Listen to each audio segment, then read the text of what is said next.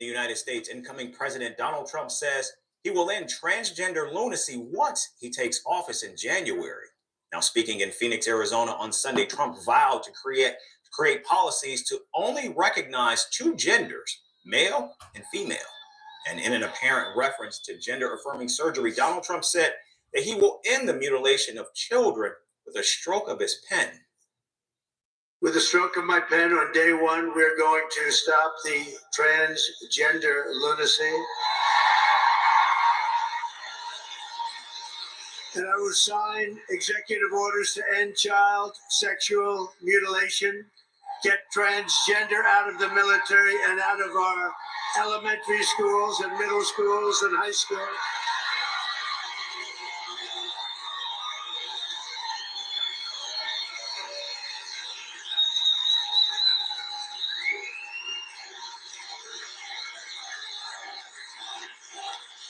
And we will keep men out of women's sports.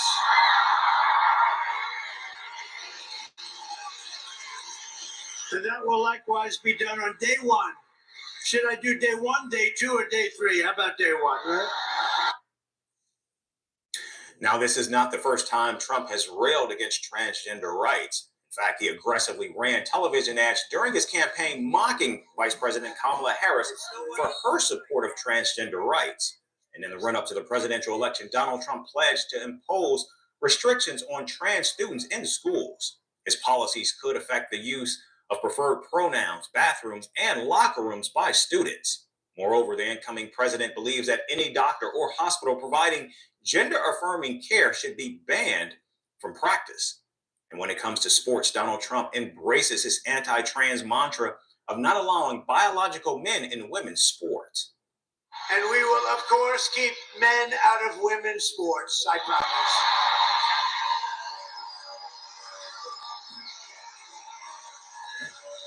Last year, the radical left's gender insanity arrived right here in Salem when a man was allowed to transfer onto the Roanoke College women's swim team.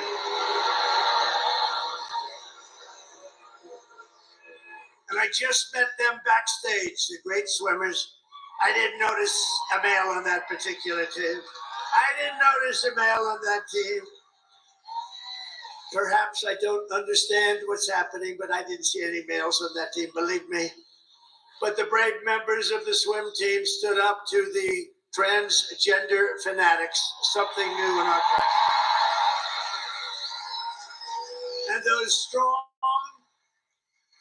and I would say beautiful, but I'm not allowed to use that term anymore with women, because if you say beautiful, it means the end of your career in politics. You're not allowed to say a woman's beautiful, so I will not tell you how beautiful they are, but they are beautiful.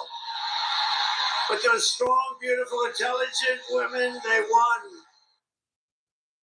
The incoming commander-in-chief also plans to discharge transgender members of the U.S. military, deeming them medically unfit. His plans would likely include banning future recruitment of trans people in the military and gender-affirming care.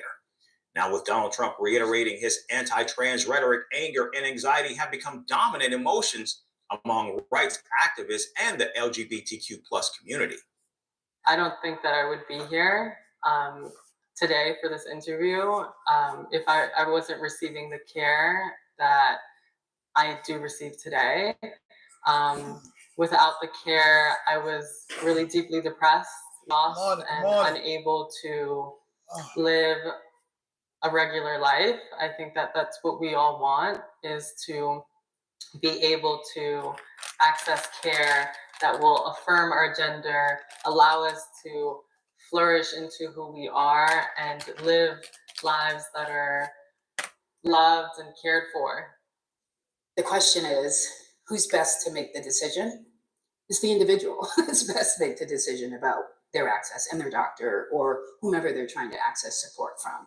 I don't necessarily know that the federal government making that decision is a good idea, but I certainly don't think that we should have differences between the states. I think each person should have the ability to access the support, the care, the resources that they need in order to live like all of us. Now, a Washington Post survey says nearly 2 million people living in the United States identify as transgender, representing less than 1% of all adults. And now their future depends on Donald Trump, who could crush their hopes and dreams of living normal lives with his uncertain executive orders.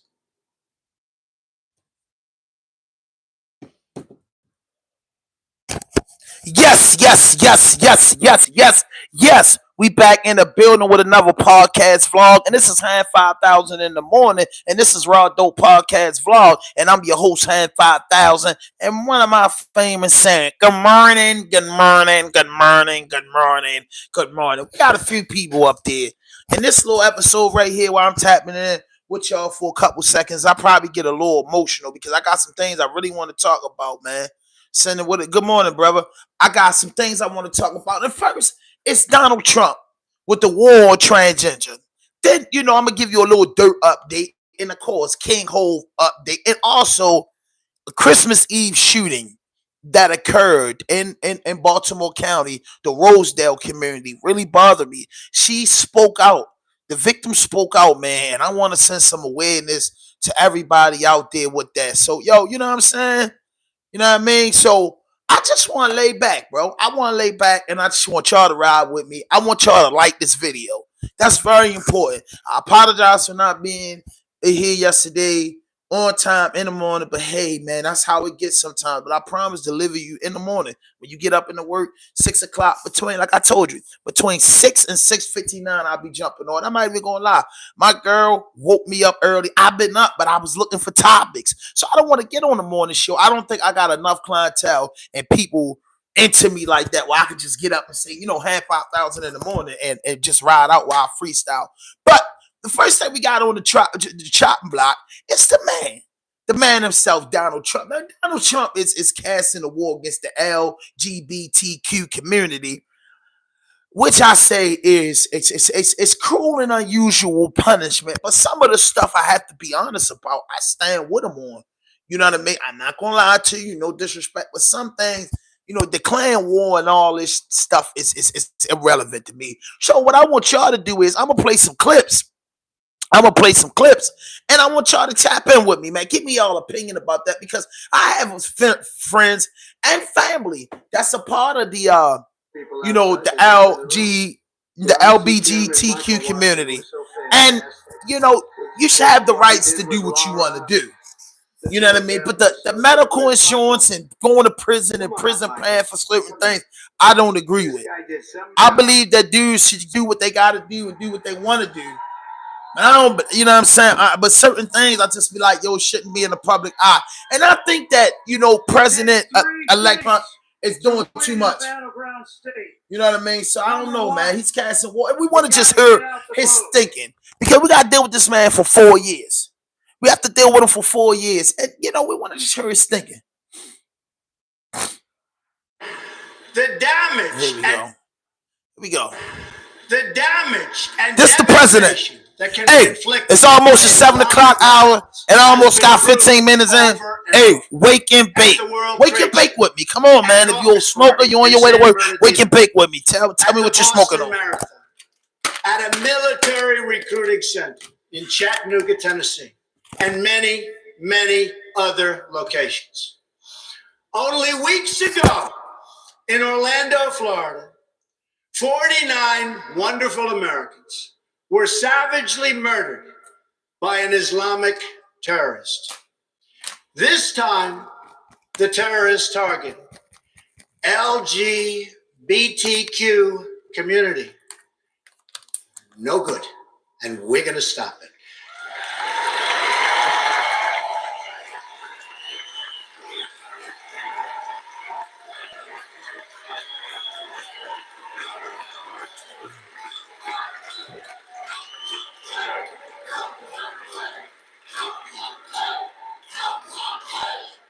Yes, sir. As your president, I will do everything in my power to protect our LGBTQ citizens from the violence and oppression of a hateful foreign ideology. Believe me.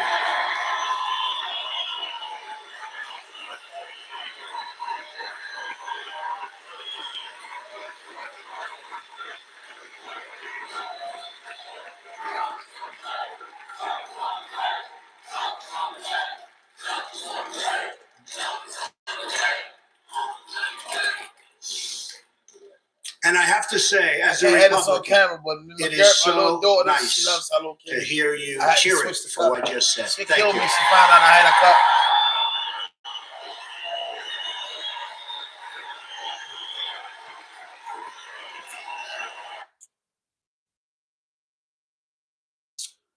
Okay.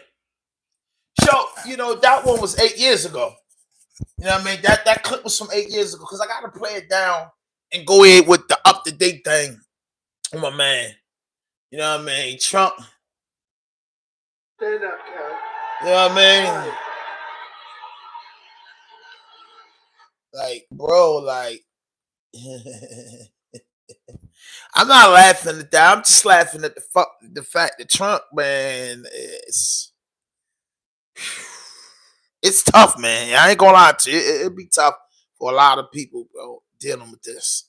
But you know what I mean. I want to know, you know, what the president's got in store, bro, because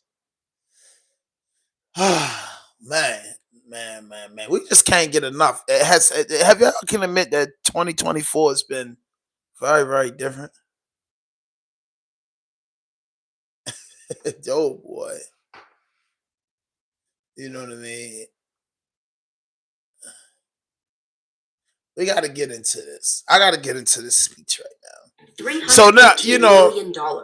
That's one staggering cost. Let me get a comment on this. All right, let's go. All right. It's a comment in the box here. The guy right here. I got to get into my comments. Okay, I love the LGBTQ community and queer rights, but honestly, I think it should be kept out of schools, at least elementary and maybe even middle schools, because it feels like they are trying to change the way people think. Facts. It was sports, games, and going on outside, exploring nature. I agree, bro. I agree. This is what I say. I say it definitely shouldn't be in the elementary schools. It definitely shouldn't be in the middle schools. And it should be a thing of 16. You know, 15. I say 15 could just be the magic numbers where you can have those conversations with your parents or whatever. And I also think it should be designated schools for that because, you know, coming out the closet and doing things of that nature at a young age can bring a depression thing. So if you build a community in an area for them to do their thing, it will be cool. You get what I'm saying? It will be cool, but I don't think that you know, the situation with you know, Dwayne Wade and you know, his son. I don't think that you should birth a child and a child tell you at 5 or 6 years old, I feel like I should be a boy. I feel like I should be a girl. That's a phase. But when the child get the age of 15, 16, they kind of like know what they want to do. So it's time to allow the brain to develop and allow them to see more things before you just push this agenda. You know what I'm saying? You know, the kids are kids, bro. And then it is not about, honestly, if a child makes that decision, his parents agree with him. It's about bringing that on to your little child. You know what I mean? If they have siblings, you have to make that known that this is a right. This is a choice. This is not a way of life. You know what I mean? This is not the way it's supposed to go. You know what I mean? You're not supposed to kill nobody, but people do it all the time, and people forgive them.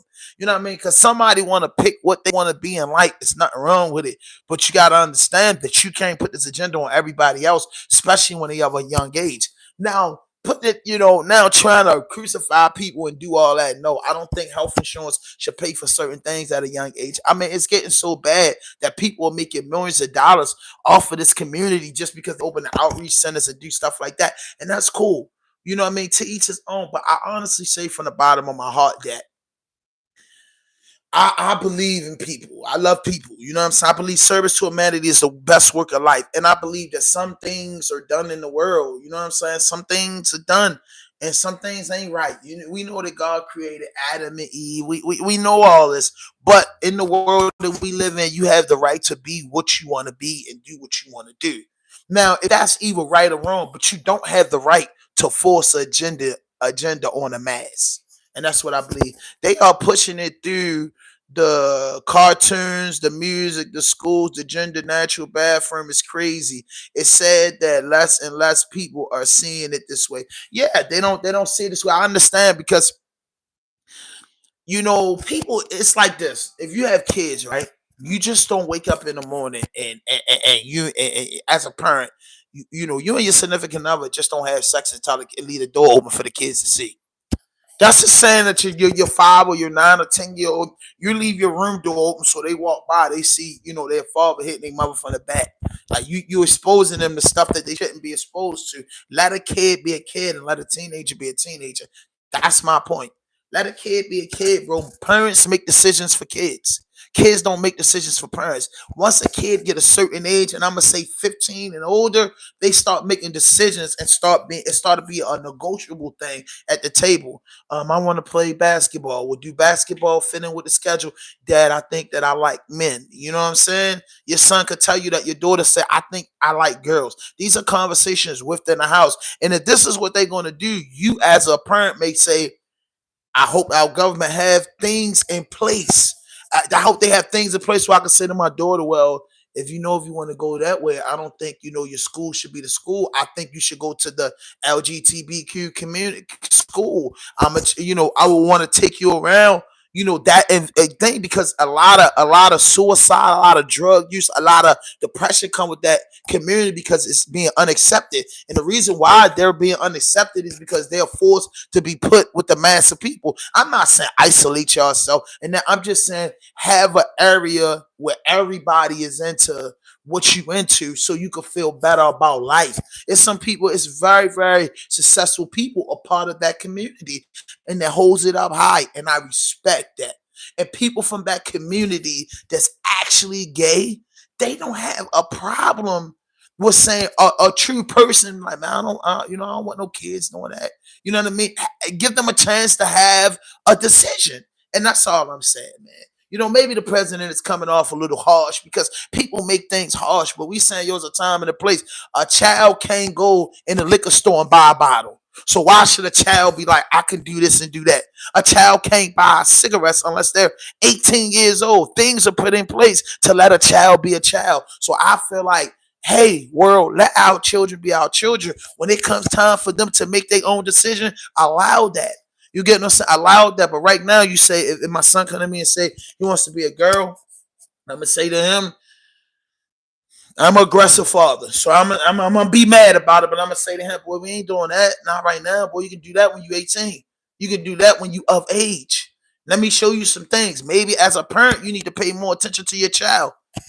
There has to be limits to everything, even some things that can be extremely healthy for you can be unhealthy if consumed into a extreme degree. Exactly. So what I'm saying is, let's not beat up the community, and let's not hurt people to do that because they're still human.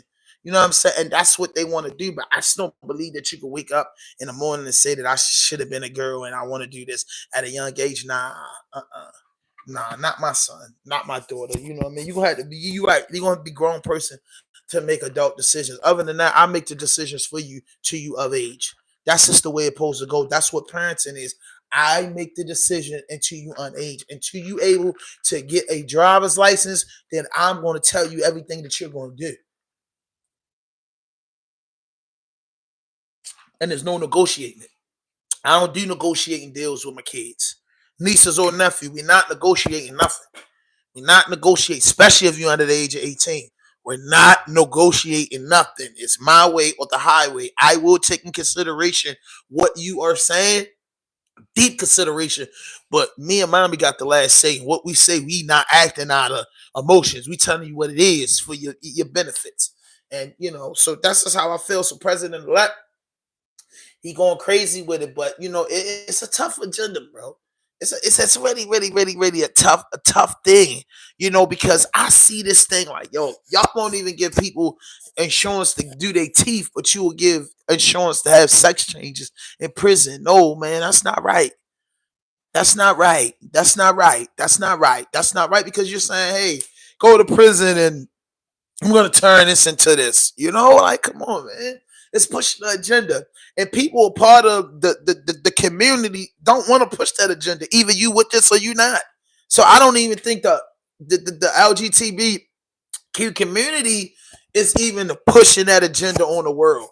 You know, if you're a part of this, you know where the club's at. If you're a part of this, you know where to hang at. If you're a part of this, you want to do this. Me, I rap when I came up. I knew where all the rap battles was at, all the cipher. So people have communities. If you paint, it's a community of artists. If you do graffiti, if you dance, if you strip, if you rob, if you kill, if you write books, it's a community for everybody.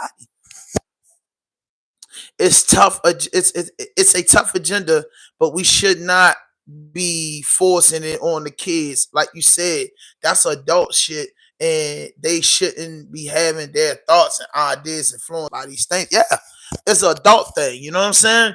Your kid could come to you and tell you, your son could say, "Dad, I want to be a girl," and you say, "Oh yeah, you know." I can't tell my son I wanted to. I can't tell him, shit, boy, I did too. You know what I mean? When I was little. Nah, you can't tell him that. You say, oh, yeah, well, I don't, you well, boy, you know, that ain't the way God wanted you to be. That would be my first response. Girl, God ain't make you to be no girl, shorty. That's just something that you're saying on TV. You know what I mean? Nah, you know, no, my little man. Nah, my little man, nah. You know, so that's something you're saying on TV. I wouldn't go hard at first because I would say, oh, this is a serious issue. As much as their mothers might think I'll go crazy. No, this is a serious issue, boy. Let me come talk to you. Come on, let's talk. No, this ain't how it is. I will try to let my child know the advantage that you have being a man or the advantage that you have being a woman. I will let my child know that. Listen, this is the good part about being a woman. This is a good part of being about a man. You know what I'm saying? Yeah, you might got your feelings hurt before, or you think this the way. No, this ain't the way. But when you get older, you'll be able to make your own decisions. But right now, I'm had to tell you that as your father and as your guardian, I have to make this decision for you. And I don't think you know what you know. I think you're confused right now. I think you ain't understand. Like, you ain't even had a real girlfriend yet. Or, you know, for your daughter, you ain't even have a real boyfriend yet to understand thinking that's what you want to do. You haven't even used what God gave you. Meaning, you know, a vagina or a penis. You haven't even used what God gave you in the proper way. How do you know that you don't want that? You haven't even used it. Ain't no 7 or 8-year-old kid having sex. So you don't know what these parts on your body's for. Listen to daddy and let me, you know, you're going to grow up and you're going to understand what certain things for. It's just a phase. You know what I mean? Like, I used to like Alvin and the Chipmunks. I still do. But I moved on to G.I. Joe. You know what I'm saying? The brain gets different. You know, Alvin and the Chipmunks was the cartoon. We were really, really little. When we got older and outside, G.I. Joe was a cartoon we had to watch. You still like Alvin and the Chipmunks, but G.I. Joe and Batman and stuff was just first. Alvin and the Chipmunks is like, you know, you sneak and watch it. You know what I'm saying? But you can't, you know, because I must say this story. The Wayne Wade story was very, very different to me because his son was young. And I said to myself, like, you know, you have to explain to your son, you know, that's a very, very important conversation. You have to explain, bro, you don't know what you got yet to want to take that away from yourself. You don't know. You haven't used it yet. You know what I mean? Have you guys have brought a child, a 3 or 4-year-old child, Xbox or PlayStation, and they don't play it? They'll play with their toys and everything because they don't understand the concept of the controller.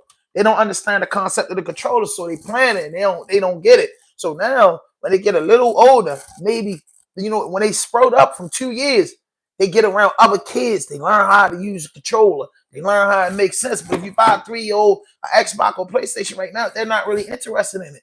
They're not, because they had to figure out the controller looks like it's so hard to work until their little brains figure out. That's the same thing with your God-given parts. You know what I'm saying? You don't know. You don't know how to use it yet. You haven't used it yet to know if you want to get rid of it. You get what I'm saying? You know what I mean? Yeah, teach the kids financial literacy, teach the kids something else, and teach the kids that you have an option once you of age to be who you want to be. And that's my point. Once you of age, you are allowed to be who you want to be. For real. You are allowed to be what you want to be. You know, all of us have stepped out and said, like my father, I always tell people this. My dad was like a real, you know, real guy that, you know, liked to dress up. You could smell him a block away. His head 360 waves spinning. He wanted me to be like that so bad with my hair. And I used to be like, I hated it the way as though when I get away from my father, I'm letting my hair grow out. If my father was alive today, he would just, every time he see my hair, he would lose his mind. He would be like, man, boy, you wasn't no. He would 50 front was 50 back, was 50 to the side. Daddy wanted me to have a wave spinner just like him for life. For life. He trained my hair so much, even when I grow the dreads and cut my hair off, the waves still go in there. But that was what he wanted for me. When I got of age and he stopped worrying about my hair, I grew a blowout. Straight up and down. I grew a blowout. You understand what I'm saying? I grew a blowout because my father had that much control until it was like, yo, I could make my own decisions how I want my hair. I don't want to shape up in waves. I don't want that. Even though I got them naturally, I don't want that. I don't like that. That's your style. You forced that on me. You ain't allow me to be what I wanted to do. And that was cool because every time I took pictures, every time I went out, my hair was nice and neat. The way that he trained it. When I got of age, he allowed me to, man, I ain't chasing you around to cut your hair or take you to the barbershop or do that. I'm not doing that, man. You want your hair cut, you know how to do it. And I grew a blowout because I could make my own decisions. But when my father, and put it in the comment box, when my father cut my hair, I had no choice. All the dudes in here that had pops cut your hair. You have no choice. Pops putting the heck of the line. Pops doing what he wanted to do. He wanted his son hair to be what he thought it should be. I'd be like, man, I didn't even have, I honestly say, I didn't even have a hairstyle. Whatever my father did, it was cool because he knew what he was doing. But I didn't really be like, I remember we had the rat tails in the back. You know what I mean? Daddy hooked you up with the rat tails. He had the rat tail. Me and my brother had the rat tail. He was doing it up like that. We ain't really asked questions. Once I told you, once I like 15, I just started being like, man, I duck him out. I don't want to get my hair cut. I don't want no haircut. We wearing blowouts now. And my father and I understood that. And anybody will tell you, like middle school, catch an old picture of me middle school. I kept my hair cut, bro. Kept my hair in them, and probably like 10th grade year, I started wearing my hair crazy. When I ain't had to worry about him in my bush, I wore my hair like I wanted to wear my hair. Straight up, like I wanted to wear it. But my father had that control. When I was 9, 10, I wasn't telling him, I don't want my hair cut. I ain't doing it like that. No, I don't have no say so. It's too many parents of today being kids' friends. All they care about is making their kid happy. They not thinking about their future. And that's what everybody was saying about Dwayne Wade. Like, yo, he gotta be 21, he gotta be 25 one day. He gotta be 30 one day. A decision that you're making at 9 or 10 years old can affect you at 30 and your parents allowed it. I had people say that certain things is going on with their body because their parents ain't pay attention to it. But me and my girl, we on top of their ass. That's what I say. We them type of people. Them motherfuckers gonna tell us everything. They go out here and catch a body. They got the fear of God of me and her so bad. They can go out here and catch a murder. They gonna be scared. I gotta tell him. If you don't tell nothing, tell mommy and daddy. Please live. Because they the only one to get us out of the mess because we talk to them like that. You know what I mean? Tell them because they gonna get us out this mess. No, this ain't what we preaching. No, this ain't what we preaching. No, this ain't what we preaching. And I don't even think that, and y'all can, I don't even think a gay couple should be allowed to adopt a child. That's serious to me. That's just doing stuff off the tiggity. That's like, you know what I mean? I don't think you should, bro. I don't think you should, bro. I don't think you should. Because you're exposing a child to something that they don't even know about. You know what I mean? For real, I don't think you should. It's a lot there. I don't think you should. That should be a law with that. But let's get back into Trump. I'm just gonna play a little bit in this, and I'm gonna get into a very, very emotional clip. A very, very emotional clip. I'm gonna speak about domestic violence. Something that a lot of us, a lot of people stay away from, but it's some serious shit going on. You know what I mean?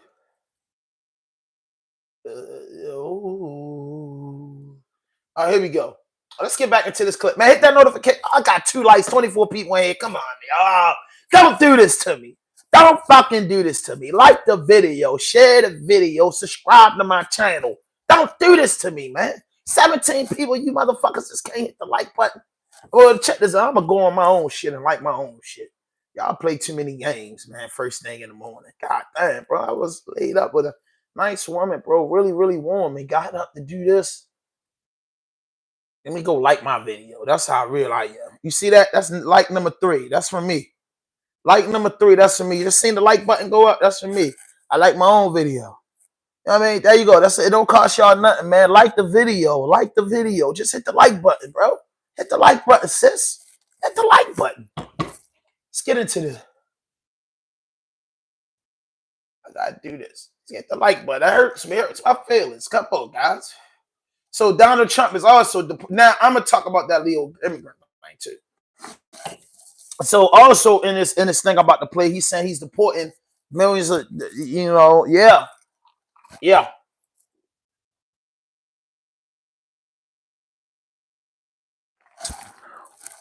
In America, you have to do things the right way. And that comes from somebody that been incarcerated and thought you do things the right way. If you want to come to America, you have to get a passport. You have to go about things the right way. More conservative estimates are still enormous. One group puts it at $162 billion. That's more than the government spent on most federal agencies in fiscal year 2024. We'll explain why he's going to deport 4%. Could require hundreds of billions of dollars over the course of a decade. Dang. Is it your plan to deport everyone who is here illegally over the next 4 years? Well, I think you have to do it, and it's a very tough thing to do. That means roughly 13 million immigrants who entered the country illegally are at risk of deportation, about 4% of the U.S. population. To put that into perspective, the entire U.S. prison and jail population in 2022 was around 1.9 million people. Scale is difficult for the government to carry out. Aaron Reichlin-Melnick is a senior fellow at the American Immigration Council, a liberal immigration group. Trump would have to do more than quadruple current ICE removals of people arrested in the interior just to hit the levels that we've seen previously under Obama. I think Wow. you take a sequential approach to it. You start with what's achievable. Let's start with 1 million. The details of the plan are still being worked out, but let's say Trump does decide to deport Wow. 1 million people a year. That could still cost about $88 billion annually and take 11 years, according to one estimate. That's assuming 20% of people would leave on their own. Yeah, it's expensive, but the trade-offs I think are well worth it. Ron Vitello led the Immigration and Customs Enforcement Agency known as ICE for a year in Trump's first term. Right now, the government is underfunded for its ability to detain people. To be able to accomplish this and the border mission simultaneously will require a reallocation, if not an infusion for resources. Other immigration experts say the actual cost of Trump's mass deportation plan will be much lower than the American Immigration Council's estimate of $315 billion. Hey, A more robust enforcement like the administration. now this is what be bothering me. All these billions to get people out the country, right? And some dudes are here illegally, and if you don't go about things the right way, the law is the law. But all that damn money to get people out the country and no money put back into the African American community. It's tough. Starts with arrest. There'll be targeted arrest. We'll know who we're going to arrest, where we're most likely to find them based on numerous investigative processes. New York. Starting with the criminals. And then we're starting with others. Trump says dreamers See, that's- are people who entered the U.S. That's what I'm as worried children. about. Because he says he want to start with the criminals, right? So that's the easy part. When you talk about deportation, when you start with the criminals, that's the easy part. You go into jails, you back a plane up, you get them all out of there, you send them out of the country. But it is some illegal immigrants that's here that's, some of them are cool people, and it was rough in their country, and they doing things the right way. I don't think the ones that's doing things the right way should be targeted. Real talk. I don't, man. Dudes that got their kids, had kids here, raising their family, paying their taxes, and doing the right thing shouldn't be targeted. That's what I say. You know what I mean? That's the honest thing. But just being a man of color here, a lot of them getting in the way. No disrespect. Be not able to go to their countries and do what they're allowed to do here, getting free money, getting shit that we don't even get. And I'm, you know what I'm saying? I'm not just being funny, bro. It's just, I believe in doing things the way it's supposed to be done. And then you get the good turnout. Do things the way it's supposed to be done. I don't just fucking believe in, God damn it, you know, just come and just do it all. I tried and went to prison. I did, bro. I tried to not live, to break the law, and did and went to prison over and over and took loss after losses. So, man, y'all coming here getting all the benefits that people that been here don't get. That's my issue. Other than that, I don't really care. But yeah, like, come Not on. definitive in whether they do the work or not. Then there's detention, the most expensive part of the whole process. It costs around $200 a day to hold someone in ICE custody. Congress has provided enough funding for at least 41,500 detention beds in fiscal year 2025. But that's not nearly enough to detain 1 million people a year. According to the American Immigration Council, I don't understand they need this. to construct. Why are you detaining them? That's my thing. That's my thing. We have enough airplanes to get them out of here. Detaining them is like, hold up, bro. When you arrest somebody, it should be a process. You illegal. What you been doing here? Have you been arrested? Bop, bop, bop, bop. You got your family. All right. You know what I'm saying? Cool. I understand that, but come on, bro. Come on, bro. Send them back home, bro. That's my thing. Get them in, send them back home. It'll be a lot cheaper. Children would also make this process more expensive. I don't want to be breaking up families, so the only way you don't break up the family is you keep them together and you have to send them all back.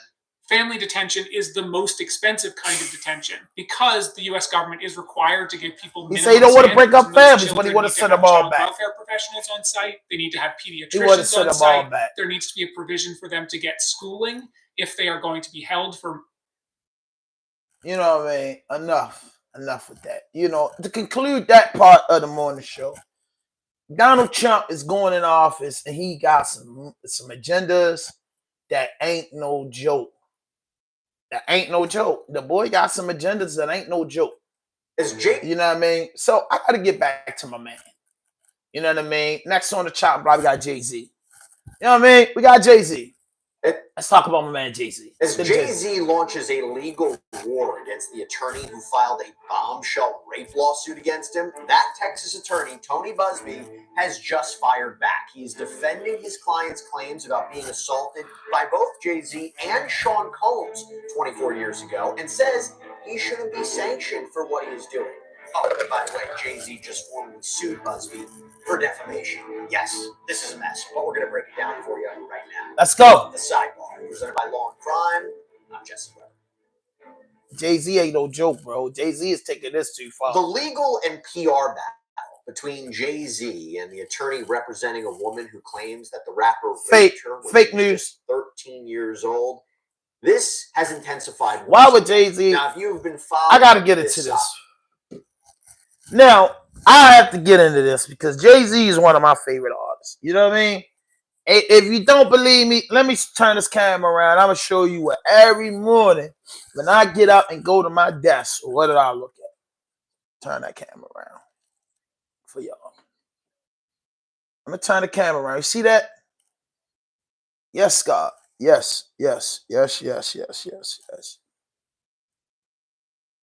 That's the Book of Hope. That's the exhibit in Brooklyn. You know what I mean? That's on my wall. You had to go there to get that. You can't order them. So, with that being said, I'm a JAYZ fan of the movement, him as a person. I love JAYZ, bro. I'm a big fan of JAYZ. Never met the man in my life. JAYZ, the character of Sean Combs, Sean Carter, excuse me. Sean Carter. JAYZ is laid back hip hop dude. JAYZ didn't go to college. JAYZ is an ex-drug dealer from Brooklyn. Where's though the ghetto? In the ghetto, you have dudes that do rape, date, great. You have dudes that do a lot of fucked up stuff everywhere.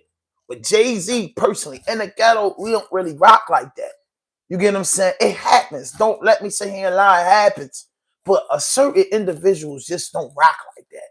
Now, just to go and be JAYZ and be a rapper, a superstar, you can get women to do anything you want them to do.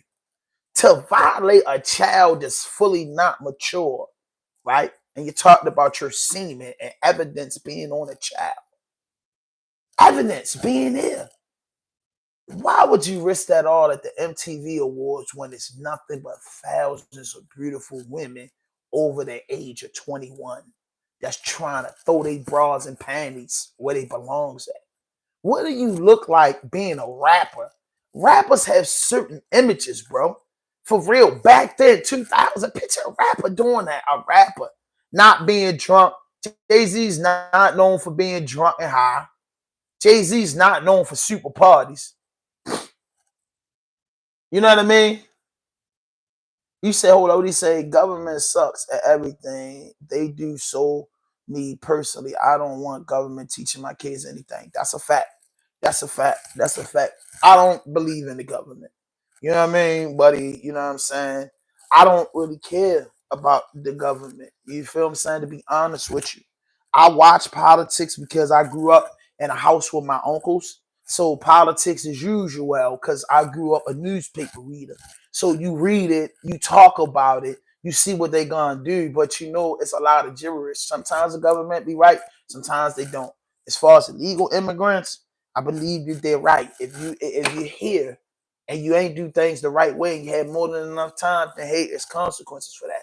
Us as Americans, we pay consequences. We carry a gun. If we don't get a license, we go to jail. You get your rights taken. You can't go after you've been convicted and tried. You can't go get a gun. You have to get all these expungement. It's a process. So nobody should skip the process. I tried to skip the process for many years, and guess what? I got handled. I had to pay the price. You know what I mean? Real talk.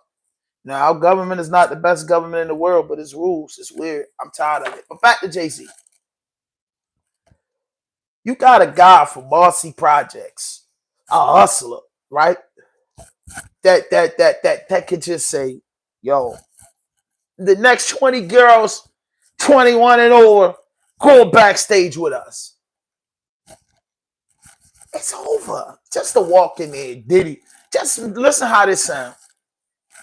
Diddy raping the chick, and I walk in there and just start raping the woman. Like, that don't make sense, bro. It don't make sense, bro. It don't make sense. Don't make sense. It doesn't make sense. Why force somebody to saying no when you got a million yeses? What did she have between her legs that make me say I want to rape her, bro?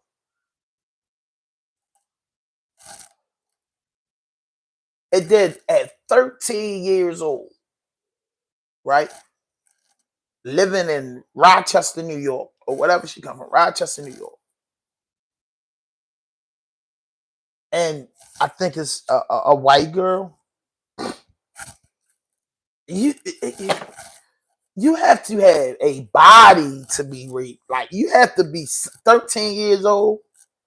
I don't even think a 13-year-old girl got enough heart to even want to go with a rapper, to get a picture, to go in a room, to be groupie style. No.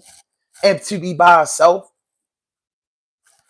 Something that they said in the case, right? They said if you go, I've been to never been to MTV Awards, never been to BT Awards, but I was at MTV to do 1,000 MC battle.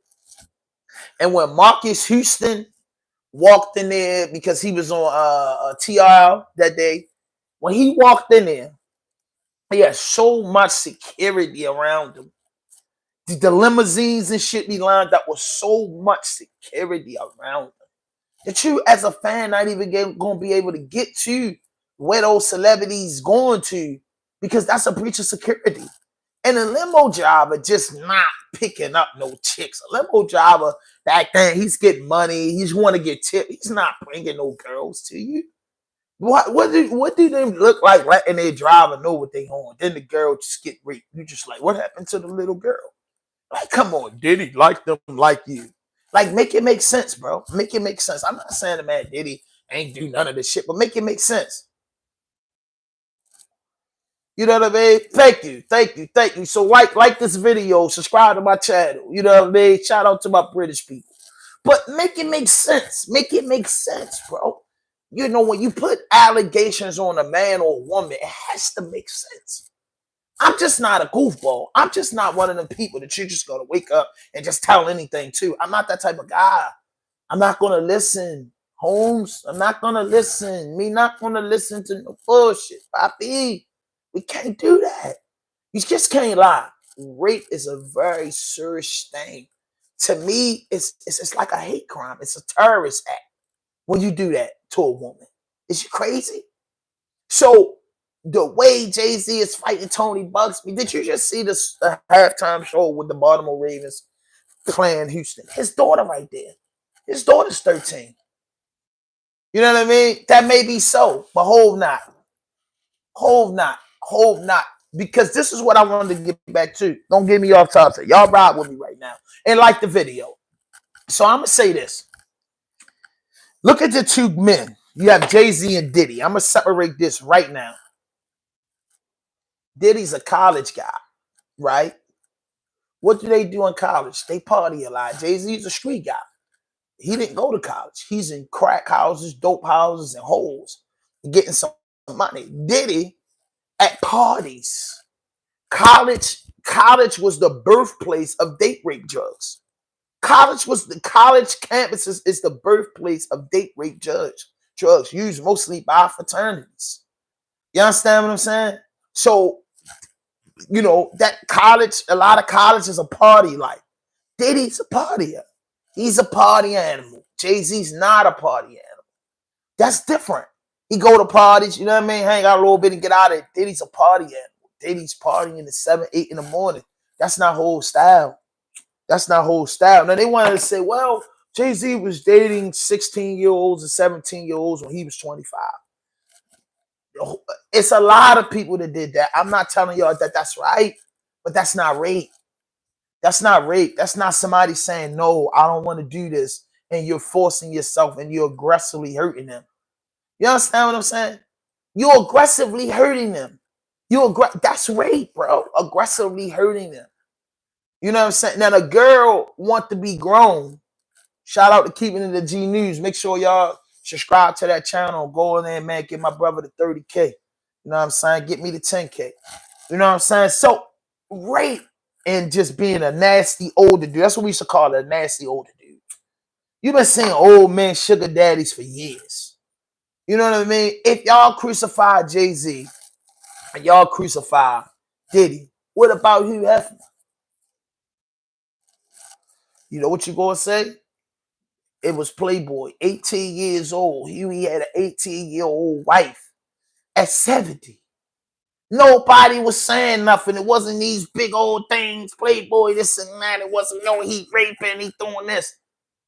So a man dealing with a younger girl, you know what I mean? Hey, you know what I'm saying? It happens, you know, girls be too grown. You know what I mean? But what was the difference from niggas? 18-year-old daughters can't wait till they get 18 to move in a Playboy mansion. And who's 70? He was 50, 60, 70. All them years he did it from when he was a young man all the way till he was 80. 80 years old, marrying your daughter. Nobody got a problem with that. You know why? Because it was in a Caucasian community.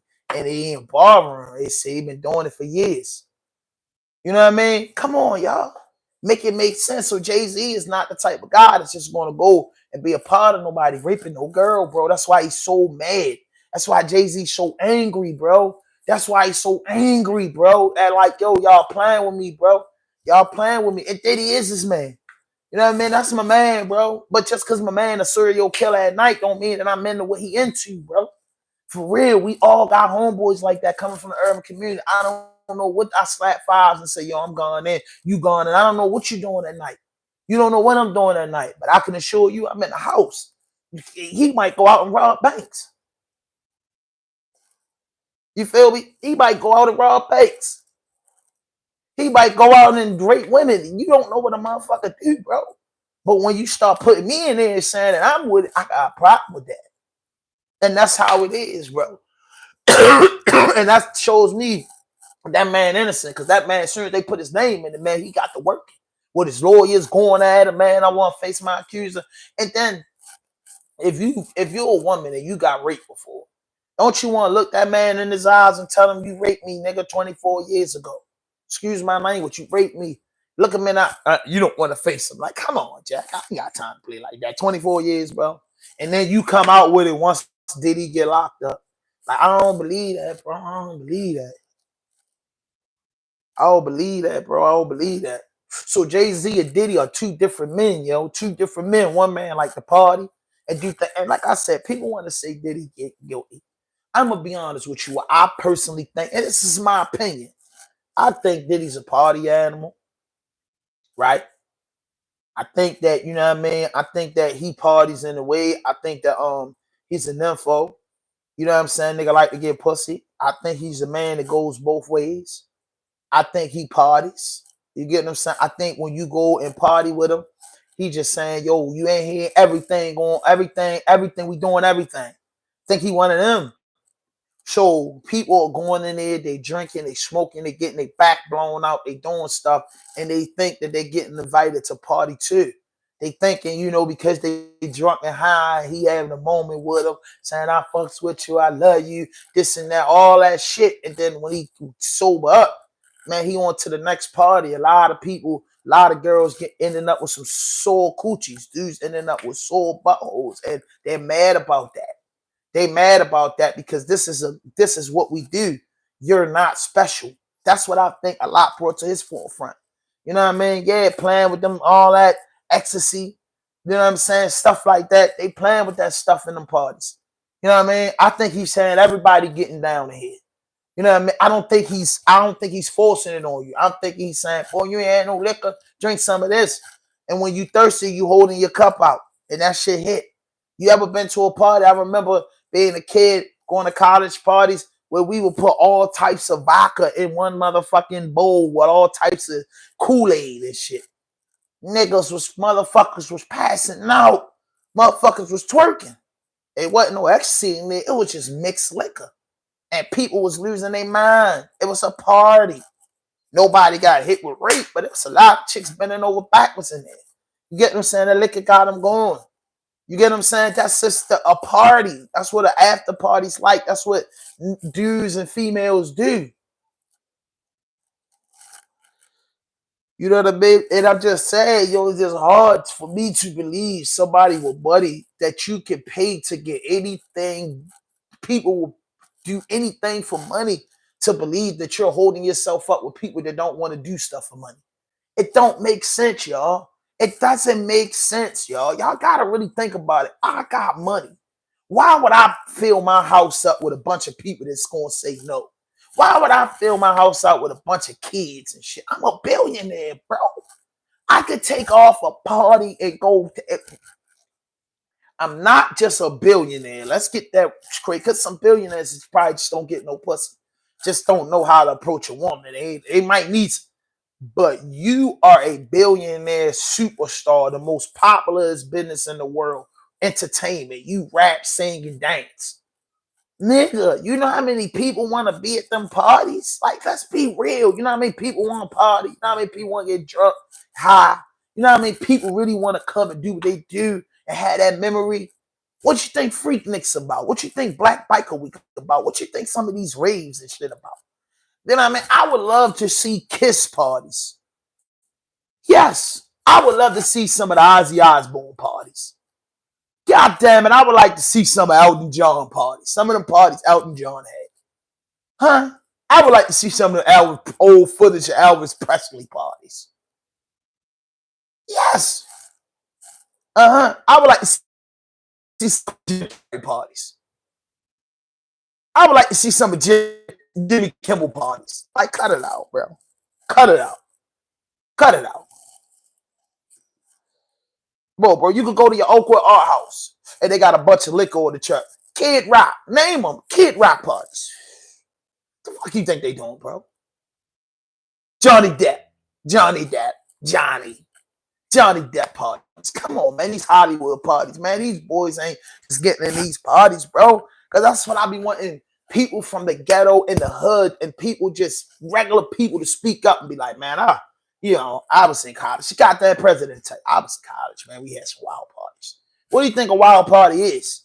Everybody get drunk and go home. What do you think a wild party is? A wild party, right, is having 100 people there. You got about 60 guys, 40 girls. You know what I mean? They partying. The wild party is after that. Yeah, like a couple police have wild parties. You know what I mean? Government official have wild parties. Like you have a wild. What is a wild party? That's the fun of a wild party. Me and my guys, we go to a party. We just say, I'm giving y'all a scenario. We go to a wild party, right? We go to a party. Boom, we in a party. First thing you say in a party, it's hella broads in here.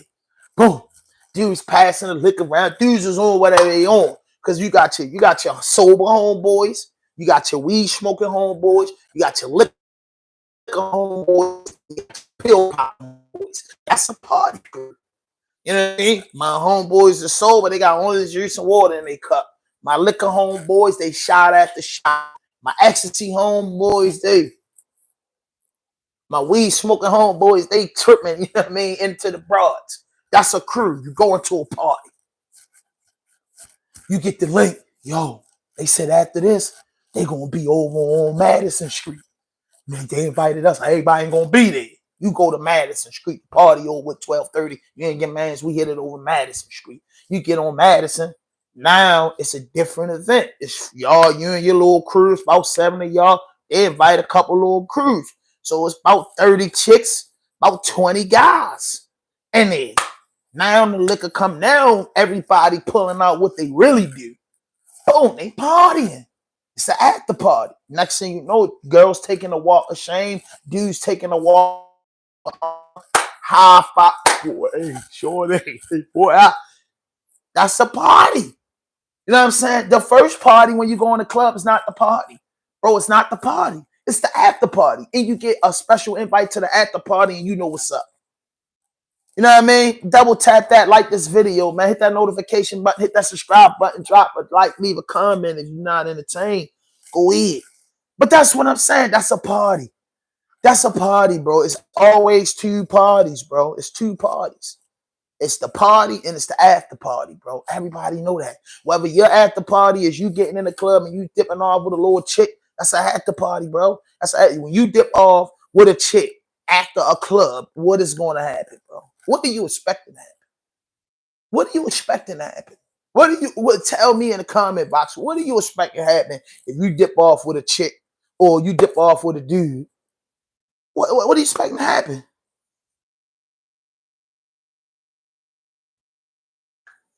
Exactly. You know what I mean? Exactly. You know what I mean? Come on, bro. Come on, bro. Like, that's what I'm saying. So when they be like, yo, Diddy guilty. Nah, man, Diddy guilty of partying. And I believe in some of them parties, he took it too far. But you got a crowd of people when you take it too far that say they involved in it. You know what I'm saying? You can't take it too far with adults, with people that say, I ain't going. I ain't going, bro. How many of y'all that went to after parties and your homegirl and your homeboy say, boy, I'm going in the house. I ain't fucking with that shit, yo. I ain't going all the way out there. You get what I'm saying? Yo, you got the right to say no, bro. When you go, you want to go, nigga. I went. Nigga, I was young. I went to the after party, bro, because I was trying to get the whole party experience, homie. That's I don't know about y'all. I don't know what y'all fake people in the world. It's too many fake people in the world. Y'all get to talking that gibberish. No, sir. Y'all play too much out here in the world. Y'all play too much. I don't play. You feel me? I tell the truth, bro. Nothing but the truth, so help me God, bro. Like, what? What? We used to have a shit called Crazy Johns. We used to have a club called the Twilight Zone. The Twilight Zone used to close like 4 in the morning. So we used to dip from around the way like 11 o'clock, get in the Twilight Zone, like 12:30. You feel me? And then we should dip out when it closed like 3:30. Then we go down Crazy Johns. That was like, and guess what? You know what I'm saying? 3 in the morning.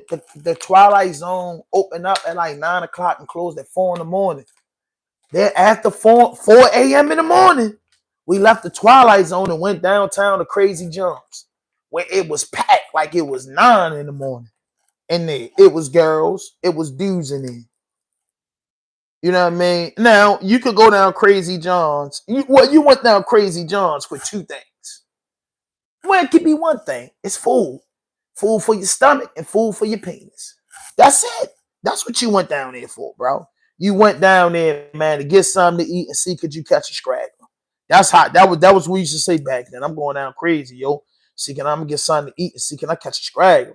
You feel me? Can I catch a straggler, bro? That's all that was the saying. Catch a straggler. You know what I mean? If it's cold outside, boy, you catch a girl, where y'all going at? You know what I mean? That's what girls used to say. Where y'all going at? We going up the way.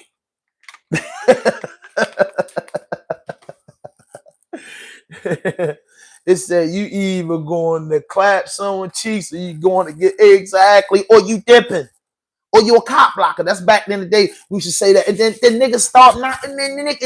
It's the process of elimination. Because you know about motherfucking cop blocking motherfuckers. So it's a process of elimination. So you be like, yo, what you gonna do? Because you know your man that don't even be getting right. You get what I'm saying? You be letting the dudes know, hey, yo, we going over here with these bros, yo. If ain't nobody trying to give you none, yo, don't fuck it up for the next man. We used to have rules, yo. Don't fuck it up for the next man, bro. Don't fuck it up for the next man. Please, bro. No, we'd have been on missions 3, 4 in the morning. All of us that got kicked out because it's 3 girls and it's 5 dudes. The 3 girls got the 3 dudes they want to pick. The other 2 homies in there now they doing shit. Making noise. Yo, come on, yo, hurry up. Shit like that, bro. You know what I'm saying? I've been through all that, but don't nobody be hanging out late night not knowing what's going on, bro. Not knowing what's going on, bro. You gotta be stopped. You gotta be stopped. You gotta be stopped, bro. For real, bro. You gotta be stopped. And I think, and then you ain't even talking about Diddy and them don't got so many kids and they shit. I think they threw the kids, that underage shit in there just to try to knock them off. But man, most of all, it's a lot of adults crying about this, bro. It's a lot of adults, bro. Like, come on, bro. Like, I was a kid, bro, when Puffy and them was on fire in the 90s, bro. I wanted to go to his all-white parties, bro. You a lying motherfucker if you didn't. Or you went outside, man. We used to hear about them white parties, bro. Big dope boys from around in the hood was going to them. Big dope boys out the city will tell you, boy, all you heard, boy, man, it was hella pussy out that motherfucker. And you be listening to the older niggas talk about, man, you know, I went to freak nigga, or I went to the white party, or I went to a Diddy party. You know what I mean? Yeah. Yeah, bro. He throwing a big party up there. Bosses, no bosses, bro. You know, Kevin Lyles is from here. Tony Austin is from here. So, you know what I mean? Big dudes tell you they went to them parties, bro. They be telling wonderful stories. Man, them bras that was in there, man, if you go to them, you don't leave with a bra. That ain't what you into. Come on, bro. Like, you at Diddy white party, bro. You think somebody in there playing, bro? Women walking in there all white on no drawers. Like, stop playing. Stop playing. They go to the white party with no drawers on. They go to Diddy white party with no drawers on, my nigga. No drawers. Like, come on, bro. Dudes go to there with a pocket full of condoms, nigga. Viagra's. Like, come on, bro. Stop playing. Stop playing. I remember Jamie Foxx was telling a story. And Jamie Foxx was like, yo, he was at a party and he took his niggas from the hood. He say he took his niggas from the hood to a Hollywood party. He says man's in there dancing and shit. But he say he paying attention to him. His guys having a good time.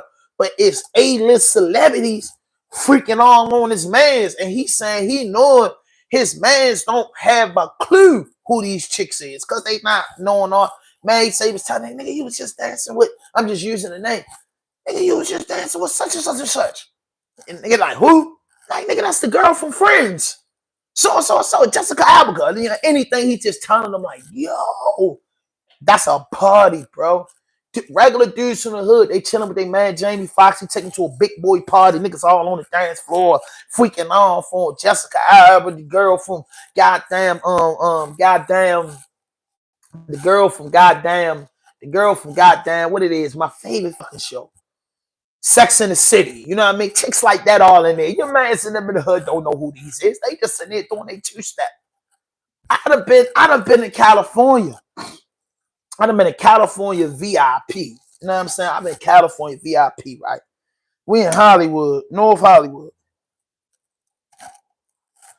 I see the girls go crazy one time. I said, yo, Sanaa Lathan is next to our section. Justin Combs coming in, the girls start going crazy. I asked the security, yo, who's that? He looked at me like I was crazy. He said, that's Justin Combs. You don't know who that is? I said, nigga, no, I don't know who the fuck that is, bro. This was years ago. I didn't even know it was, you know what I'm saying? Did nothing about him. They said, man, what, man? So this is what I'm saying, bro. That boy had every girl flock to the club. You need an ID to get in this club. This like in 2014, 2015, sometime, no, 2014. I'm out California. You know what I'm saying? 10 years ago. Yo, he had so many bros. Every like bro, it ran up this man and was going crazy. That's just to let you know, like, man, what? If he choose to lead with that girls, which he left with an entourage of girls, like, what do you think, yo? What do you think, bro? Like, what do y'all think? Yeah, it's something bigger happening, bro. All I'm saying is it's something more than this because these are lies. Like, yo, what's the best way to hit me? You can't say, oh, Jay-Z's responsible for selling hundreds of kilos before he got his record deal. That's only going to boost his celebrity. What's the worst way you can crucify a man? What's the worst way you could crucify a man in the public eyes? Saying he a pedophile or saying he raped a woman. You can't say Diddy for hits or bricks and shit like that because that boosts their celebrity. That boosts their celebrities. That boosts their celebrity status, bro. You can't say, oh, Jay-Z is locked up because the federal investigation is investigating him from drug trafficking from the early 90s. They'll never put that in the media. They'll never say nothing like that because that's not humiliating him. That's not publicly embarrassing him. That's making the people say, man, that's old as shit. Y'all doing this. To humiliate a man, you going to say he a pedophile or he raped a woman, bro. Or he put his hands on a woman. Yo, you going to do something to agree with doing something to a woman to crucify a man in the public eyes. Because anything else, you gassing the dude up. You know what I'm saying? Look at the dude, Luigi Mangione. You know what I'm saying? He got dozens of women outside. He killed the man, shot a man all in the back. He got women supporting him. You get what I'm saying? But if he'd had a sex charge, he'd had the world against him. So he has a murder. So they couldn't put nothing like that on these guys and get the world to turn against him because that'll make the world with them. The worst thing you can do to try to destroy a man's character is saying he fucked with them boys, saying all this other stuff. You get what I'm saying? To mess around on them, bro. And that's what they doing. So it's like a crucifying thing, bro. You know what I'm saying? Real talk. Real talk. That's how I feel. At Lotus nightclub for the after party. When pressed, the plaintiff admitted she was guessing about key details, including the time it took to reach the venue. I knew this was she has no single corroborating witness over the last 24 years. Now, that's a very good argument. I guess the other argument could be maybe they went to Lotus, but maybe they also went to this other after party as well. Just put that to the side. Now, NBC News did report that they tried to locate a friend who allegedly drove Jane Doe to the VMAs that night, but it appears that person has since died. And they indicated that they tried to reach out to this person's relatives, but no luck. JAYZ reportedly told NBC this incident didn't happen, and yet he filed it in court, meaning Tony Busby filed it in court and doubled down in the press. And he added, true justice is coming. We fight from victory, not for victory. This was over before it began. This 1-800 lawyer doesn't realize it yet, but soon. So what did Tony Busby say in response to all of this? Well, he released a statement defending himself, saying, look, Jane Doe's case was referred to me by another firm where her story had allegedly already been vetted. He wrote, our client remains fiercely adamant that what she has stated is true to the best of her memory. We will continue to vet her claims and collect corroborating data to the extent it exists because we've interrogated her intensely. She has even agreed to submit to a polygraph. I've never had a client suggest that before. It's an interesting response. It's almost, in a way, in my opinion, couching a little bit her allegations. And there seems to be, I mean, just in my opinion, maybe a little bit of doubt there. So couching where this could go. But for her part, as I said, she's defending herself. This unnamed Jane Doe said to NBC, quote, you should always fight for what happened to you. You should always advocate for yourself and be a voice for yourself. You should never let what somebody else did ruin or run your life. I just hope I can give others the strength to come forward like I can. Liar. Now, quick sidebar here on this. Two things. One, she is coming forward with a massive lawsuit against two major celebrities. One argument is, would you really do that unless you really thought this happened or really have the evidence to prove this happened.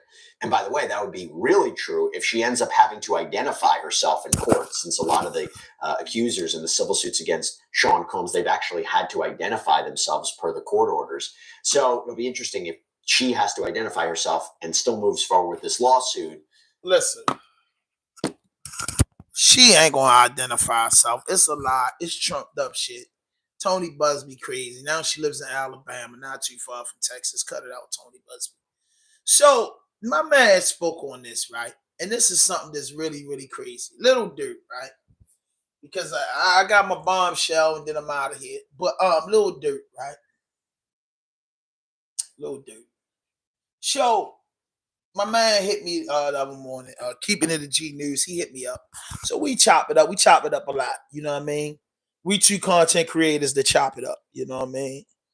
And to be honest with you, that's like one of the only content creators I deal with. Content creators. That's like one of the content creators that I really deal with. You know what I'm saying? I talk to about content, even call up like, yo, bro, give me something to talk about. But he was saying about this 4-hour documentary about Lil Durk, and I checked it out. You know what I'm saying? I checked it out, right? You know what I mean? I checked it out. Man. If I don't tell you nothing realer than this, content creators are the new detectives.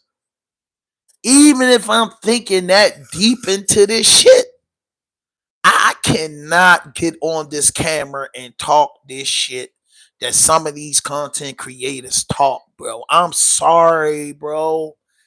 I can't do it, bro, for the money. I can't do it for nothing because I'm a real person from the streets. That's out of the streets. Just trying to get myself so far away from it. It's ridiculous. You understand what I'm saying? So when I heard them putting these detective works together, I'd be like, yo, what these guys were failed cops or something? What they were failed cops? Like, or something, because they be doing some vicious ass detective work. I can't even get in nobody business like that. I can't even, bro, they got the balls of glory, to play all these dudes top like this. This is some serious shit. When I sit here and I think about this, it's crazy. You know what I mean? It's crazy. It's crazy, bro. The narrative that's being, painted, of this man. You know what I mean? It's just so crazy to me. The narrative that's being reported, bro, is crazy, man. It's crazy. That's hard work, bro. I can't lie to you, bro. That's really hard work, bro. Like, God, like that's nasty work, bro. Because the detectives don't even gotta do shit no more, bro. The detectives don't have to do nothing no more, y'all. They don't, bro. You just watch YouTube. I'm quite sure that the police department has a team that just watch YouTube and social media of people that they're investigating. They got, because it's on just monitor if these guys got a big name and some of the stuff that they talking about. Like, come on, man. Come on.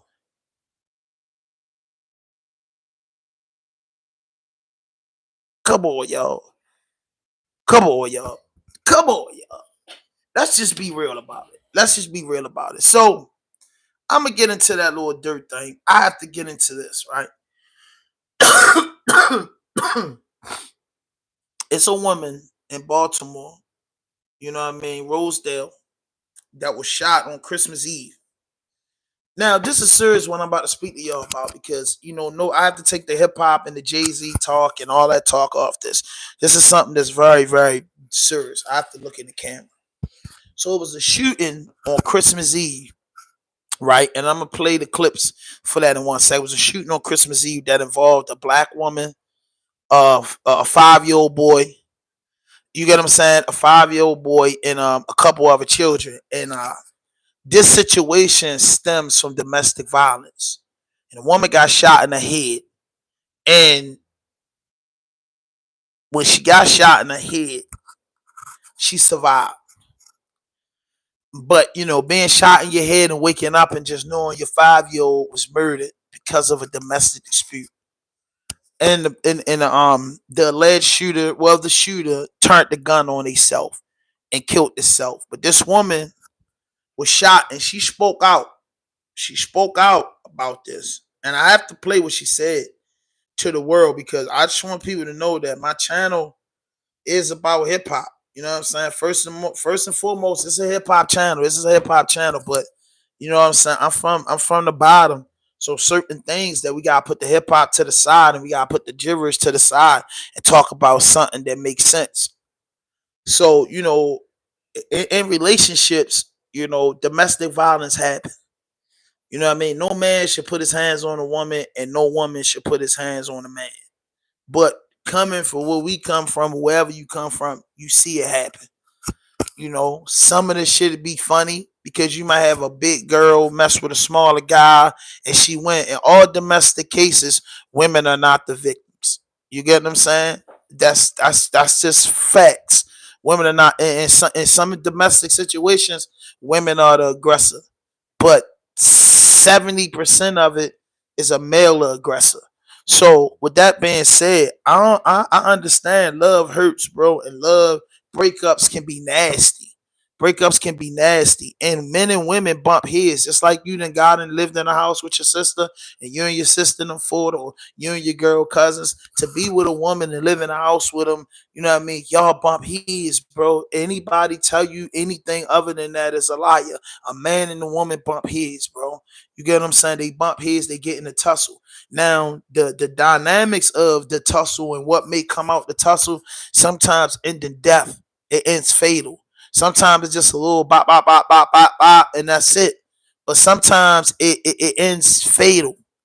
It ends fatal. And in some cases, I say, yo, when you pull out a knife, a gun, or any source of weapons and you attack your significant other in a domestic dispute, you know what I mean? It is a chance that that person could end up dead or hurt real bad. You know what I'm saying? It can end up hurt real bad when something spiral out of control because a woman can black out, a man can black out. And a man should have more control and a woman should have more control. But this shit happened. So this woman speaking out and holding the gift that she had for her son.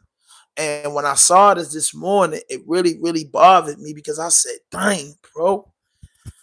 Like the man did, but it's just one question I could ever ask a dude. I ain't the one to be like, you a bitch ass nigga in the center, because it is some bitch ass shit, and you is a bitch ass nigga when you do this shit. But I'm a big person on reason. It's a reason that you did this. You get what I'm saying? It's a reason that you did this. And my thing is why? How did it get that bad with you and that woman that you pulled the gun out? Why was you so mad? And then this happened on Christmas Eve. So we don't know, was this because, funds wasn't correct or he wasn't doing what he's supposed to do as a man and she felt like, our girls, our kids' mothers, a woman could be hard on you when she expecting you to do something and you don't come through. You get what I'm saying? Some women are gentle, like, oh, babe, we gonna get through. Is that right? No. Is that wrong? No, because a woman could have been waiting all year and you ain't keep your word for nothing. I asked you just this one time to come through and you never come through. You know what I mean? It could be that situation, or it could be I'm doing everything and shit got hard. I had to do that. I don't know because I wasn't there. But all I do know is she's alive to speak her truth. And in the world that we live in, her story is like the factual story because he's not here to defend himself. But all we know is he had to do something to kill himself because he wasn't going to face those consequences of killing a little boy, shooting a woman, and shooting 3 kids and a woman. He wasn't man enough, you know what I mean, to face that. You get what I'm saying? And that's a hard pill to swallow because once the court system would have been finished with him, he'd have wanted to kill himself in prison. So, to each his own. But the shit was sad. So when I listened to it this morning, man, you know what I'm saying? I had to, what I mean? I just really had to listen, and I had to listen, and it kind of like I had to listen. I had to listen, and I had to just tap my girl and tell her I love her and tell her, I ain't trying to be into that. I don't want shit to get that bad, that we, what I'm saying? No, hell no. That ain't what it is, man. You know what I mean? I never drawn a gun on a woman or never picked up nothing to hit a woman anyway, but I'm like, yo, that's tough. But she has a GoFundMe page if anybody wanna donate to the GoFundMe page for her. I don't know the woman personally, so when I pull it up on the screen and show y'all the GoFundMe, you could write it down and you could look this up yourself. And you could Google it. And if you want to help and you feel as though that it's in your heart to help out. You know what I mean? But I'm going to play what she said.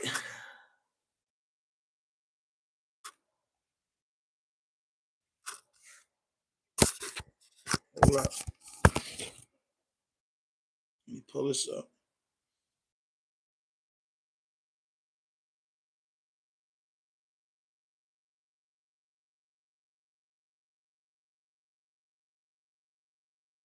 This is my story.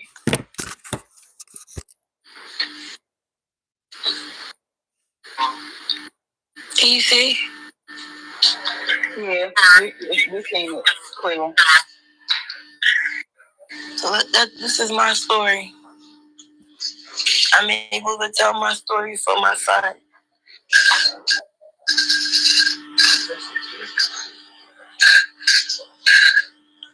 This is my story. Yeah, I'm just asking for everybody, even if it's $1. I know it's Christmas time this past, but I want to send my son away the best way. Like, if anybody can donate, I want to try to do a dinosaur headstone for him if possible. I want everybody to come, even if I don't know you. I just want my son to know how much his mom pushed for him, and that his mom loves him.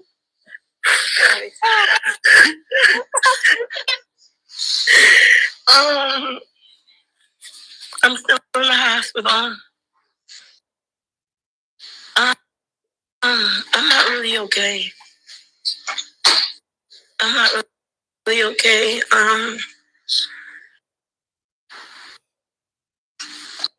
Yeah, I'm just asking for everybody, even if it's $1. I know it's Christmas time this past, but I want to send my son away the best way. Like, if this is dinosaur, I just keep it with me.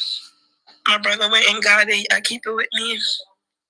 If anybody trying to call me or something, the detective has my phone. I don't have my phone. This is dinosaur.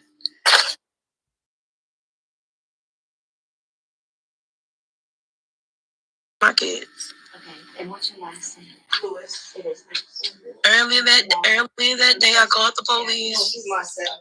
He's with the baby. Okay. The man I was with on and off 5 years did this to me and my kids. Okay, and what's your last name? Lewis. It is. Earlier that day, I called the police. He's myself. He's with the baby.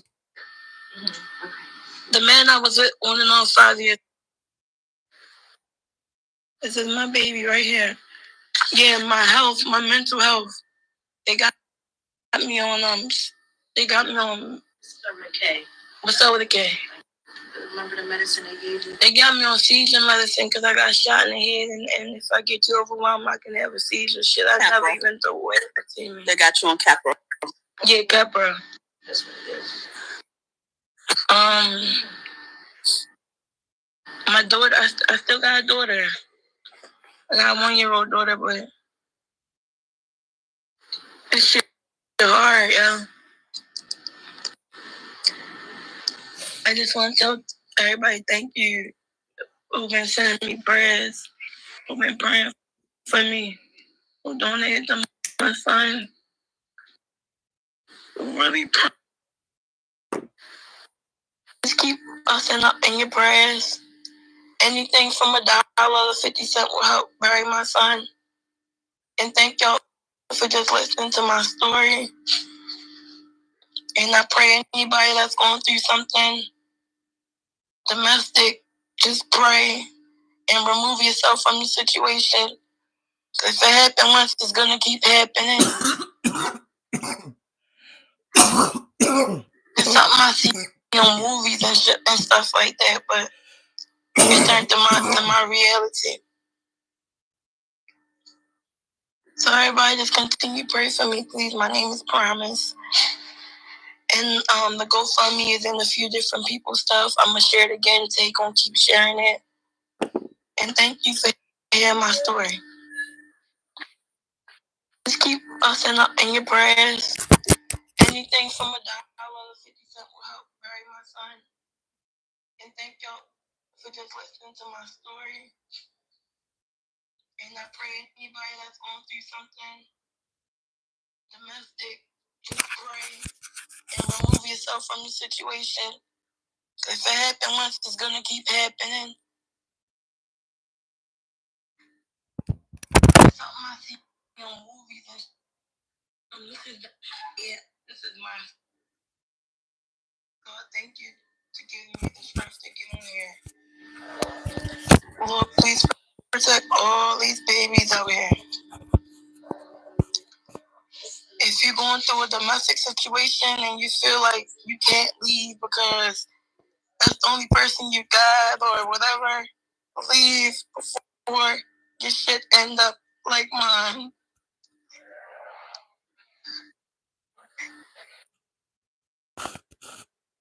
God, thank you. This is my story.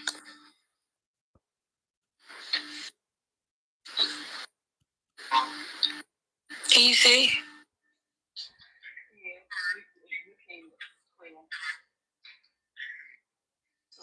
This is my story.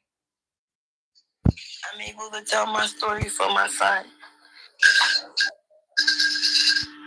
God, thank you to giving me the strength to get on here. Lord, please protect all these babies out here. If you're going through a domestic situation and you feel like you can't leave because that's the only person you got or whatever, leave before your shit end up like mine.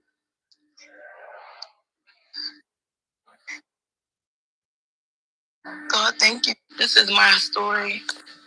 Yeah, I'm just asking for everybody, even if it's $1. I know it's Christmas time this fast, but I want to send my son away the best way. Like, this is Dinosaur. I just keep it with me. My brother went and got it. I keep the man I was with on and off 5 years did this to me and my kids. And what's your last name? Lewis. It is. Earlier that day, I called the police. He's myself. He's with the baby.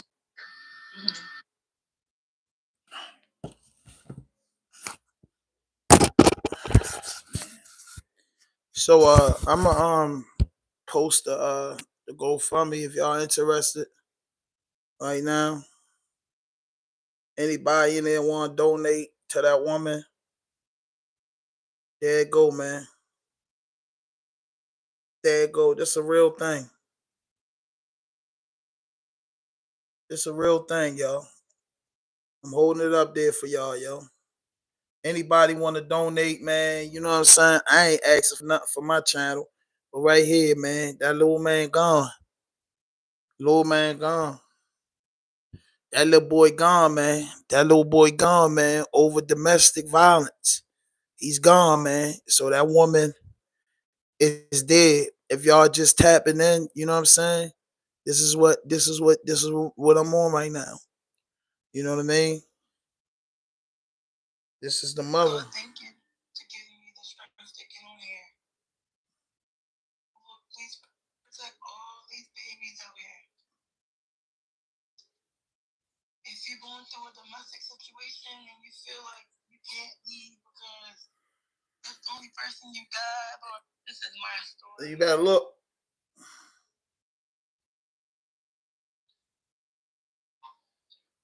Can you see?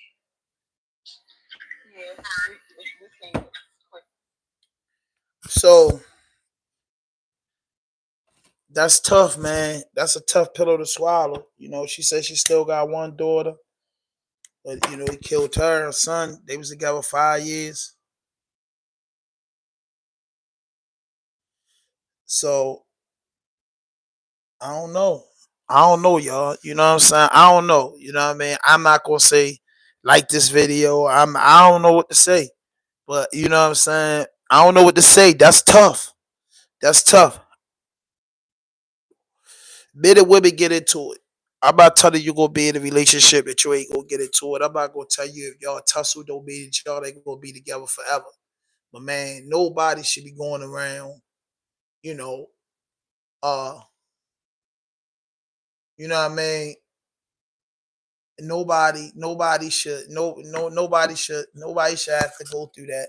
No woman should live in fear, and no man should live in fear. You know what I mean? And if it shit happen, bro, nobody should be picking up no weapon. You get what I'm saying? It's sad, bro. That's sad. It broke my heart. It broke my heart. And like I said, I'm a truth person, so I don't know. Maybe I don't know, bro. You know, it could have been something that got that bad, but I'm just saying, bro, it's more women out here, baby girl. There's more dudes out here. Like it ain't that. I know love hurt bad, bro, but god damn, bro, not to kill myself and go to jail for the rest of my life. It can't. It ain't that much love in the world. You know what I mean? I can't get that mad that I'm gonna pull a gun out. No. And if I get that mad and pull a gun out, that's serious, bro. That's serious. But what could a child do to you? You know what I mean? What could a child possibly do to you? A little kid, a 4-year old. What can they possibly do to you? What can a 4-year old do to you that make you want to kill them? That's serious. That's serious, bro. I don't care what that girl did. You get what I'm saying? If you was gonna take it out on her, you shouldn't have been doing it. But that's her. But them kids did not have nothing to do with it. That's a coward act, bro. That's a coward act. I'm gonna put this up here one more time so y'all can see, bro. So y'all can see what I'm talking about and know the meaning. That's it, bro. I'm gonna put it right there, bro. The mics you can hear. That's what domestic violence. That's what domestic violence come to. This type shit. It ain't worth it, bro. It ain't worth it.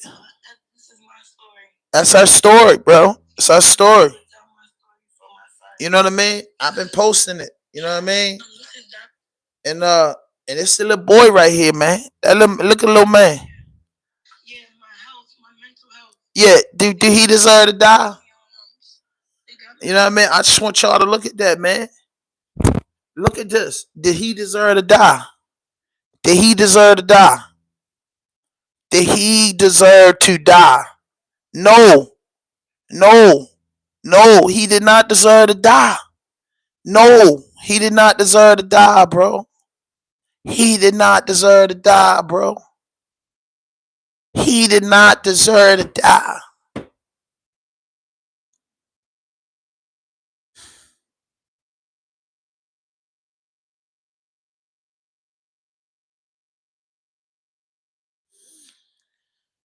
Whew. Oh man, that's tough, bro. That's tough, bro. That's tough, bro. That's tough, bro. That's tough. That's tough, bro. I can't. I mean, that's tough, bro. You know what I mean? That's tough, bro. That's tough. I can't even sit here and lie to you. That's tough, bro. That's tough, bro. That ain't the way it's supposed to go, bro. That ain't the way it's supposed to go, yo. You know what I mean?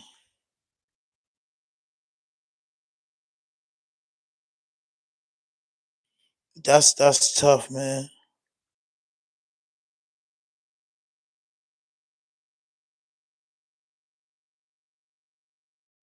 That's tough, bro. That's tough, bro. That's tough, bro.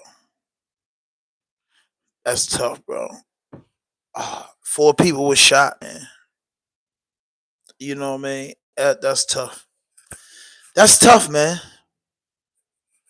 Yeah, condolences to his family, man. Thank you, man. Thank you, man. Now, man, can we just get the prayer hands in the comments, man? You know, I mean,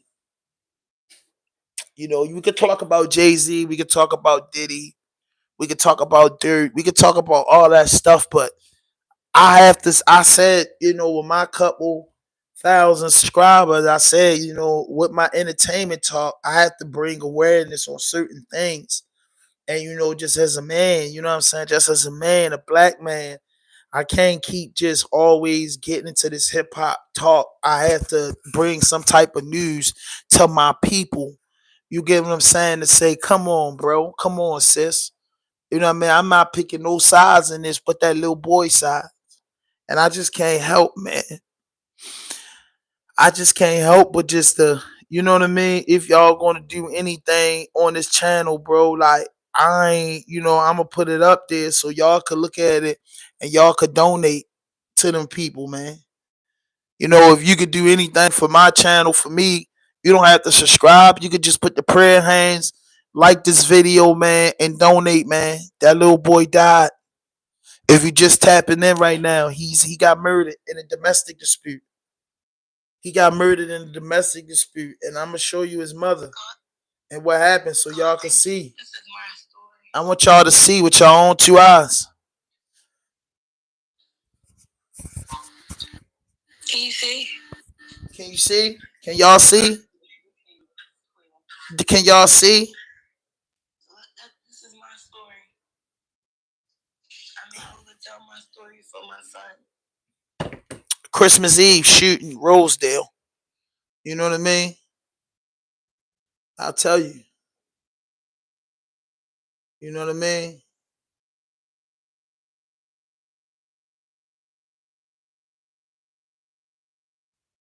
I'll play it for y'all what exactly transpired. Oh man.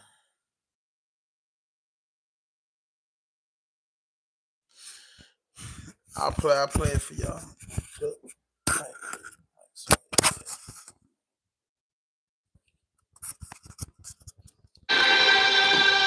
Baltimore County Police are investigating after 4 people were shot early this morning in Rosedale during a domestic incident. And tonight we've learned a juvenile has died.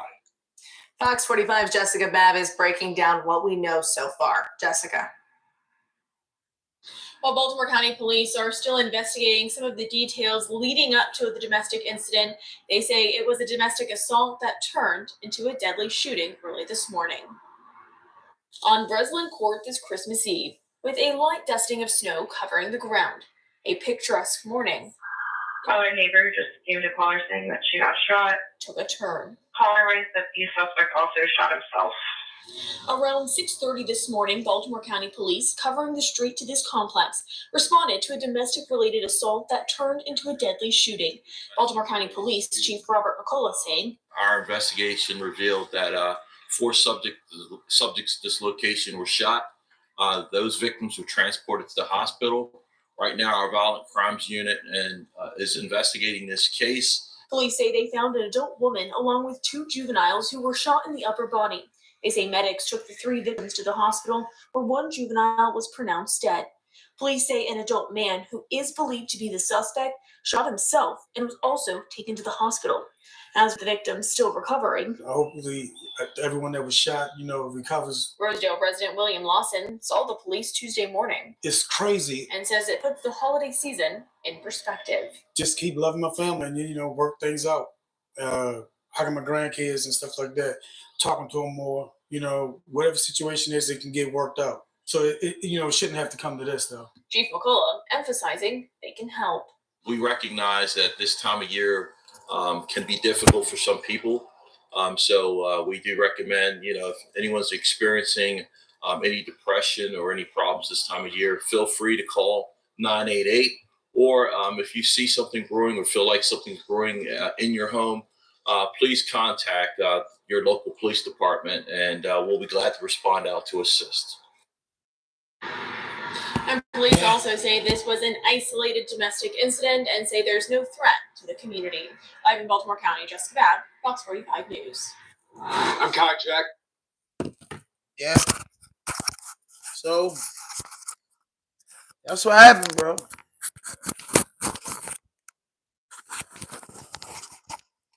That's what happened. So, you know, I posted the picture up there. You know, you can rewind this. You want to go back, you want to donate. But I'm just saying that's fucked up, bro. What happened to that little boy and his mother, man, on Christmas Eve? And that's tough, bro. That's tough. So that's what I'm saying, bro. Like, you shouldn't be pulling no weapons out in no domestic dispute. It shouldn't get that bad where guns are drawn or knives are drawn with no man and no female. You know what I'm saying? It happens. You know what I mean? But come on, y'all. Y'all gotta get it together. You know what I'm saying? Me and my significant other that got into it, you know what I mean? Shit happens, bro. But god damn, bro, I ain't come on, man. Come on, man. Like, come on, man. A gun. Like, come on. You know once you pull a gun out, it's over. Like, come on, yeah. You know you fire that gun, man, it can hurt somebody, bro. And then you gotta blow yourself after that, bro. Because you know you're going to jail for the rest of your goddamn life. You're going to jail for the rest of your life. You know what I mean? You're going to jail for the rest of your life. And that woman gotta go through that mental health, and she says it's gonna be hard for her to be there for her little, you know what I mean? It's gonna be hard for her to be there for her child. It's gonna be hard for her to be there for the other 1-year-old, but hopefully that make her embrace the 1-year-old. It's gonna be hard for her to ever love again a dude. You know what I mean? I ain't gonna lie to you, yo. That's tough. That's tough. That's tough. That's tough. That's tough, y'all. That's tough. That's a hard pill to swallow, man. I'm just saying, that's a hard pill to swallow. Never. So, my bad. So, now to get to it before I wrap up, this little DURK documentary, that shit is vicious. So, my man spoke about it, Trap Law Ross. If I want that type you of know, guy, he made this joint, you know about what I'm saying? DURK. All right, it's like I don't take that man serious. The man did not do nothing wrong. You know what I Man, mean? friends did. I don't know why I got to. Well, he was there. You know what I mean? If I want that type of, I don't know, bro. You know, with this DURK thing, I want that to unfold, but I'm so stuck on, you know, the domestic shit. I can't even really think about nothing else, because just like I have to take the last little few minutes. You know, it's a little boy, and you know he lost his life. He lost his life, man, and it's sad that that thing got out of order like that. You know what I mean? It's sad. I don't know if that was his father or not. Like, did he miss? Was he trying to shoot her and the gun ricocheted? Like, I don't know, how do you shoot 2 kids? I just don't know. Like, I don't know. I don't know how you just shoot 2 kids. I don't even know how you could stand to do that. I don't even know how you could be just that angry to shoot a kid. I don't know. How could you be that angry to shoot a child? Like, you know what I'm saying? It's been things in the ghetto that, you know, dudes that got locked up for shooting kids by mistake, like doing a drive-by shooting and shit like that. But just like the up and shoot a fucking child is crazy. Like, if you knowingly shot a child, like, yo, that's bananas. That's unreal. Like, I just can't stop showing y'all this, bro. This little boy is dead, bro. He died on Christmas Eve and didn't even get to open up his gifts. They say he loved dinosaurs, bro. He loved dinosaurs. He loved dinosaurs, bro. He loved dinosaurs, bro. He ain't bothering nobody, man. He wasn't bothering nobody, man. To be caught up in that, man. He wasn't bothering nobody, man. You know what I mean? Come on, bro. Look at that woman, man. That's his mother. That's his mother, y'all. I have to keep showing that. That's his mother. That's his mother. That's his mother. She said she on seizure medicine now because she got shot in her head. She wasn't eating that more on that stuff, bro. Like, on Christmas Eve, bro. Like, come on, y'all. Y'all going crazy about this Christmas stuff, bro. You know what I mean? You know what I mean? Everybody in the world, we don't know. Listen, we don't know what it was about. But everybody in the world, you know what I'm saying? It's my guess, it's over the holiday stuff. But she's saying it's been going on. So that's tough, bro. That's tough, man. That's tough. That's really tough. I really don't understand. I really don't. I really don't understand. But I gotta play some of this. What he's saying about Lil Durk, man. Hit that notification button. Hit that subscribe button. Drop a like. Leave a comment, man. Like this video, man. Share this video, man. Tap in with my channel, man. My eyes was blurry for a second, so I thought you was JAYZ. They go to trolls, man. We talking about a 5-year-old boy. Let me show you something before you think that I was JAYZ. You know what I mean? I'm gonna show you something, man, because I ain't got time for the trolls this morning. This it. Your eyes blurry for this? Is your eyes blurry for that? Is your eyes blurry? That's what I'm talking about. I ain't really joking now. It ain't no troll time. Is your eyes blurry? Did you see this? That's a 4-year-old boy, a 5-year-old boy that's dead because of domestic violence. Because of domestic violence, yo. Don't troll right now, bro. Don't troll. Ain't no trolling in it, bro.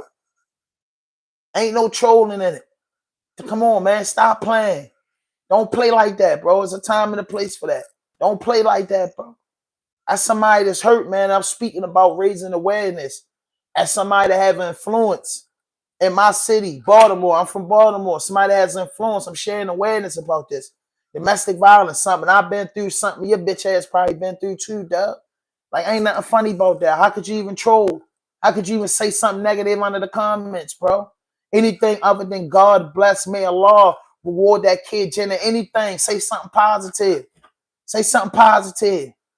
The fuck is wrong with you? That's a little boy. That's what I'm talking about. I ain't talking about no JAYZ, no Durk, no nothing, nobody right now. That's what's going on, dog. The fuck, this could be your mother. This could be your fucking sister, son. The fuck is you joking for? The fuck is you joking about, nigga? The fuck? What you joking about? And what's funny about? What's trolling about that, bro? What's a joke about that, bro? What's a joke? What's a joke about that, bro? What's a joke? What's joking? Don't play with me in my comments, bro, right now. Don't play with me. Don't play with me. That'll get you hurt, man. That'll get you hurt. Don't play like that, man. Come on, bro. Don't play. If you're a kid, if you're an adult, don't play like that. That ain't nothing to play like. That could be your mother, man. That could be your brother, man. That could be your nephew, your niece, man. Come on, man. Don't play like that, bro. That's what's wrong. Don't play like that, bro. Back to what I was saying, man. I'm from Baltimore, man. And I cover hip-hop, news, entertainment, some sports. But on my morning show, I'm going to be covering things. And domestic violence is something that's at a high around this time. Dudes get into it with their girl's birthday, Christmas time, bro. You know what I'm saying? Like, come on, man. Don't stop playing with me, man.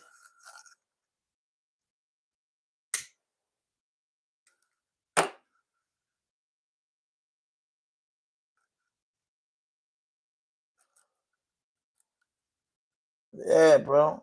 Yeah, you way big of a person, man. Like, you let it go, bro. Like, you walk away. You walk away. You know what I'm saying? You walk away. I never try to hurt no female that I've been with. You get what I'm saying? And I'm not no sucker to get up here and tell you that it ain't happened, bro.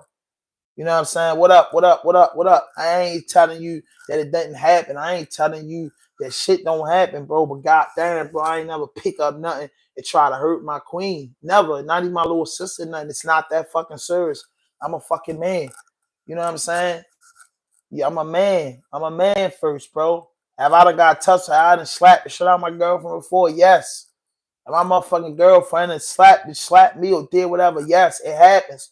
But pulling a motherfucking gun out, trying to run over her with a car, picking up a knife, trying to stab her. No. No. No. No. I'm on man time, bro. I'm not no kid, bro. You know what I mean? I've been shot 5 times. Been incarcerated numerous of times. I ain't got no motherfucking joking. Motherfucking bullet hole in my motherfucking arm. Size of motherfucking golf ball. All these motherfucking holes in me, man. I ain't got no time to be playing. I ain't pulling out no fucking gun on no motherfucking woman or no child, bro. I'm not even getting that mad where I'm gonna fucking hit no fucking child or even get that motherfucking serious, yo. If anything, I'm gonna defend myself. Most of all, I never in my life just woke up in the morning and just slapped the shit out of a girl. Not my sister, not my significant other, not my mother, not my auntie. It ain't even on my mind like that.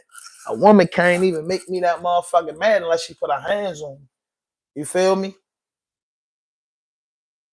You get what I'm saying? Like, real talk. what's going on. I'm gonna show you so you won't be confused. This is going on. God, thank you to give me the strength to get on here. Lord, please protect all these babies out here. If you're going through a domestic situation and you feel like you can't leave because that's the only person you got or whatever, please, before your shit end up. Yeah, that's it. That's it. That's what I'm talking about. That's what I'm talking about. That's what I'm talking about. And the result of that, and listen, and the result of that, that's a deceased child. Man, that kid didn't have nothing to do with nothing. Nothing. Nothing. Ain't had nothing to do with nothing. That's what I'm talking about. You know what I mean? That's what I'm talking about. Yeah, that's what I'm talking about. Happened in Baltimore and Rosedale. And I'm speaking on raising awareness on domestic violence, not pointing the finger at no female, not pointing the finger at no man. I'm just saying one thing that I'm going to point the finger at. Don't nobody got nothing to do with y'all shit. Keep people out of it. You get what I'm saying? Keep people out of that shit. That's between y'all two, bro. Don't be putting nobody in that shit. And if you a woman or a man and you got a weapon, don't be drawing no motherfucking weapon. And at the end of the day, if you that motherfucking scared, call the police and get the fuck away from them. And no matter how you look at it, if you in a situation, that person and you part ways through a 24-hour day. If it's that bad, you're gonna make an escape, bro. Like for real. Like she said, don't keep thinking you the only one and that person telling you that. Hell no. And if he pulled that gun out on her that first time, bro, he did it before. So that's a dangerous sport right there, bro. If it's not a legal gun, you shouldn't even want no nigga with no gun around your kids. That's point blank, period. Especially you. Especially if y'all not a couple and y'all ain't get together and say this weapon is to protect the house. Niggas bringing a motherfucking illegal gun in your house, and if you shot her, you led up to doing it. So you ain't the first time you threaten her with a gun. Like that's out of order right there. That's out of order. Threatening with a gun. Take that shit serious, bro. I'm taking it serious. Girl threatened me with a gun, like, because one day if she threatened me with this gun, one day she's going to pull the trigger. Women have done it. Men have done it, man. You gonna pull the trigger because you just that man, bro. Hell no. Hell no, man. That's not a good thing. That's not a good thing. Hell no. Domestic violence is not good at all, but it happens, bro. And anybody with common sense of men in relationships know that it happens, bro. But it's levels to that shit. And one level that a motherfucker shouldn't be on is pulling out a weapon, because if you pull out a knife, you pull out a weapon, you know that can result in somebody being really hurt and probably result in death, bro. So you're just ready to risk your fucking life and go to jail or kill yourself over love? No, hell no. Something means something got to give. Hell no. In love, you fuss and fight. That happens, bro. But that's not fussing and fighting. That's a war. Bro, because I'm just thinking to myself, this, that, man, and I pull a gun out and boom! Like, yo, that's vicious, bro. Because before you shot this person, you have a loaded gun and you know the consequences, what a loaded gun can do if you pull a gun out and point it at somebody. I've been shot before, so I don't even play shooting toy guns and shit. Like, yo, don't mock me like that. That's just me. I'm like, bro, I would never pull out no gun, bro. Like, even when we was little, bro, we ain't even really show guns to girls. Like, certain shit just ain't for the eyes. Like, bro, I wasn't a little, I'm just saying, niggas done it, but I didn't. Me and my man, I wasn't little pulling out guns for my little man, boy, showing them this. I never did that. So just having a gun and just doing that, bro. And again, I have to show y'all the pictures because I want y'all to know Shorty is dead because of a domestic dispute. Christmas Eve. Let me show you what his mother said all he wanted. His uncle got him this. This is what she said. She got a dinosaur in her hand. Yep. Look, that's his dinosaur. That's all he cared about. But Shorty left dinosaurs. All he wanted was a dinosaur. She said she want to get him a dinosaur headstone, man. I'm going to donate whatever law allow me to do, man. Try just anything, $10, $20, just putting up to the cause, man. I got to. I got to, bro. Like, come on, I want to get him you know, I like the Denver the dinosaur. I don't know that woman. I don't know that kid, man. But at the end of the day, man, I just feel bad, man. That's a black little boy that didn't get a chance to grow, bro. He like dinosaurs, bro. Y'all better think about that. He just want to do. Look at your kid, bro. Like, come on, bro. Like, come on, bro. Like, God damn it, black man. Like, yo, that's some sure shit. That's some hard, heroic shit, bro. Like, what the fuck do you do and say after that? Like, what do you do and say? What do you do and say? Like, how do you even comfort somebody like that? How do you even go to talk to her? Like, you know what I'm saying? Like, how do you go to the hospital and visit something like that? Just knowing, just being a man, just being a human. How do you just go even sit and listen to that story? That shit vicious, bro. Like, what the fuck? Just one question. Like, hey, I will pull that gun out on you before. That's one thing I want to know. Did he ever? And another question: was it about Christmas? They the only two questions I want to know, bro. Like, was this about holiday shit? Like, what the fuck, bro? I can't lie to you, man. That's different, making my stomach hurt thinking about it. Like, that little boy lost his life because his mother and father, or his mother boyfriend and him was beefing. Like, come on, bro. Come on, bro. Come on, man. Whew. Oh man, like, that shit just disturbing, bro.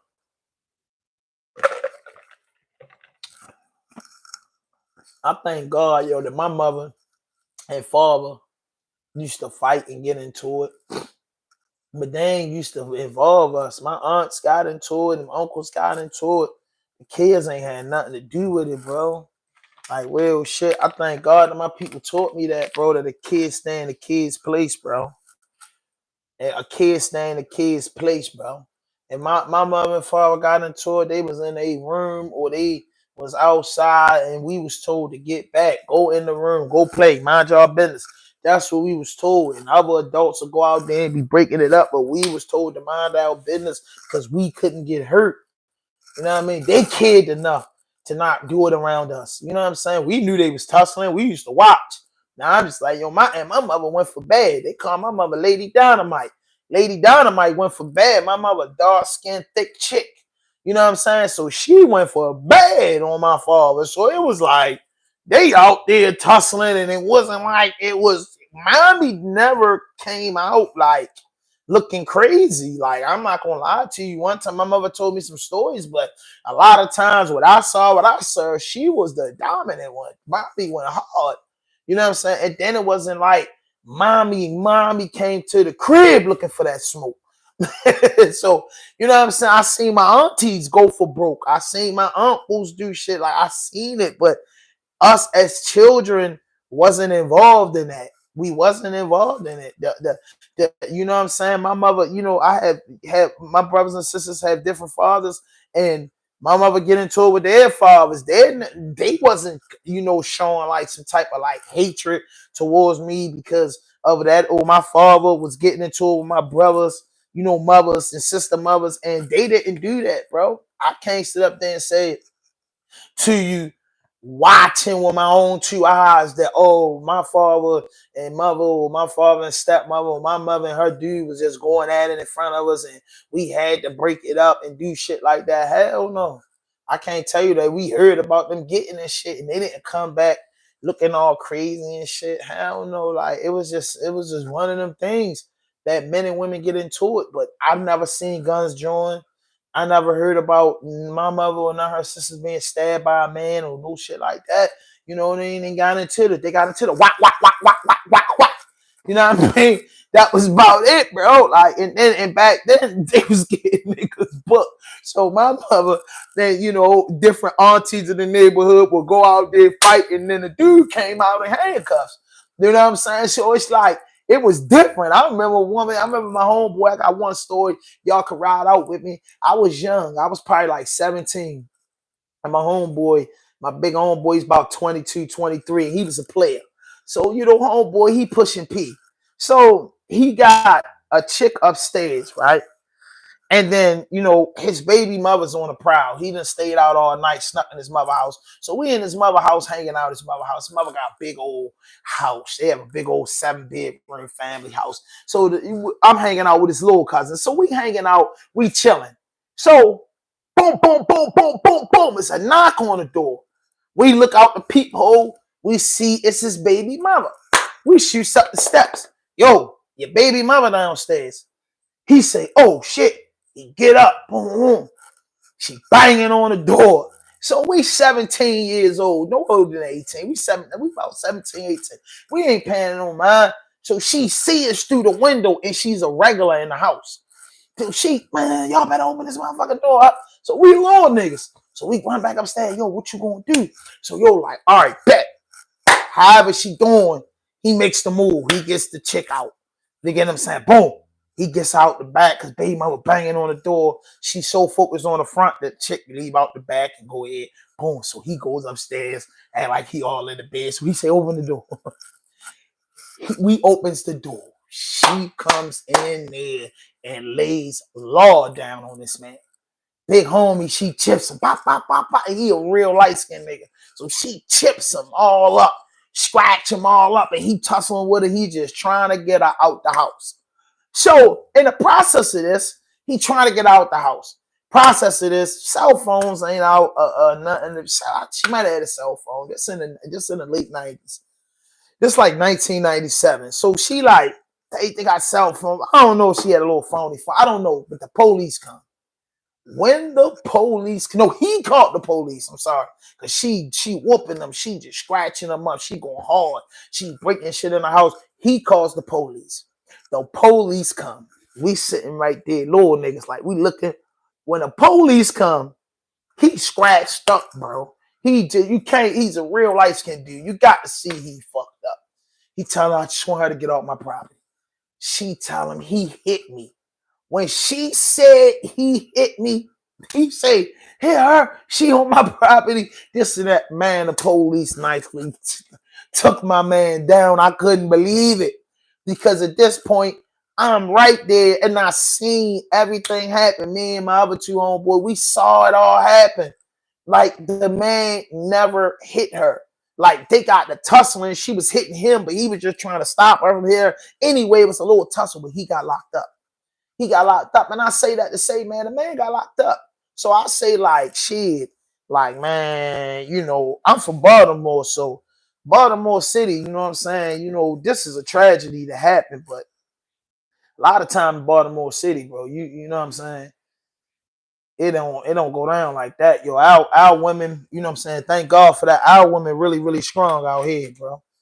You know what I'm saying? And these women strong, you know what I'm saying? Women to get with their family and bank you all in the parking lot. Yeah, once the police involved, it's over. You know what I'm saying? That's how my father used to be. But, you know, no, that's one thing about on my channel. I like to keep it all the way real on my channel. Once the police involved, it's not always over. It's not. Yo, we can't even sit here and lie. Come on, bro. It's not always over when the police involved. Shit, I'd have been locked up so many times with dudes that girlfriends got them locked up. And they didn't even do nothing. Yo, it's real shit. They didn't even do nothing. I'd have been locked up with niggas that did something. But I have been locked up with dudes, I swear, 80% of the dudes that get locked up for domestic violence didn't do nothing.